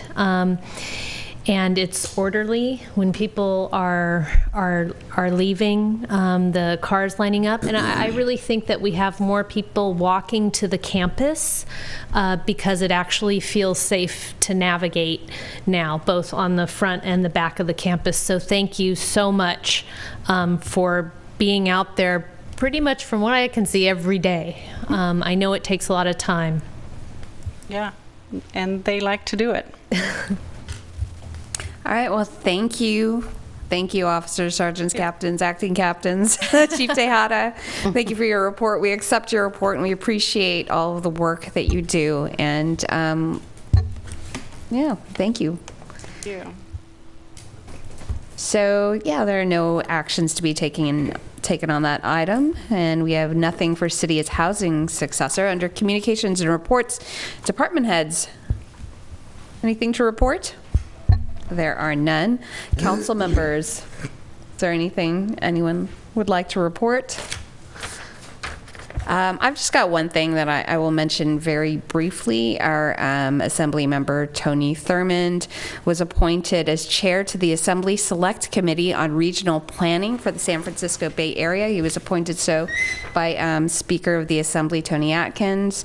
And there is a meeting on Friday, February 19th between 1:30 and 3:30 at 1515 Clay Street in Oakland. And this meeting is the first in a series of hearings to discuss regional planning in the San Francisco Bay Area. And this may interest a total of 2 people who are watching this, but there is an impending or possible merger of ABAG and MTC, the Association of Bay Area Governments, and the Metropolitan Transportation Commission, and it's big news for those in the regional planning business. So I will be there. Maybe I will see Charlie there, possibly. But just wanted to shout that out. And then council members reporting on meetings attended, item 10.3. Nothing of note. No community body vacancies. So with that, the meeting is adjourned. It's 9:46 p.m.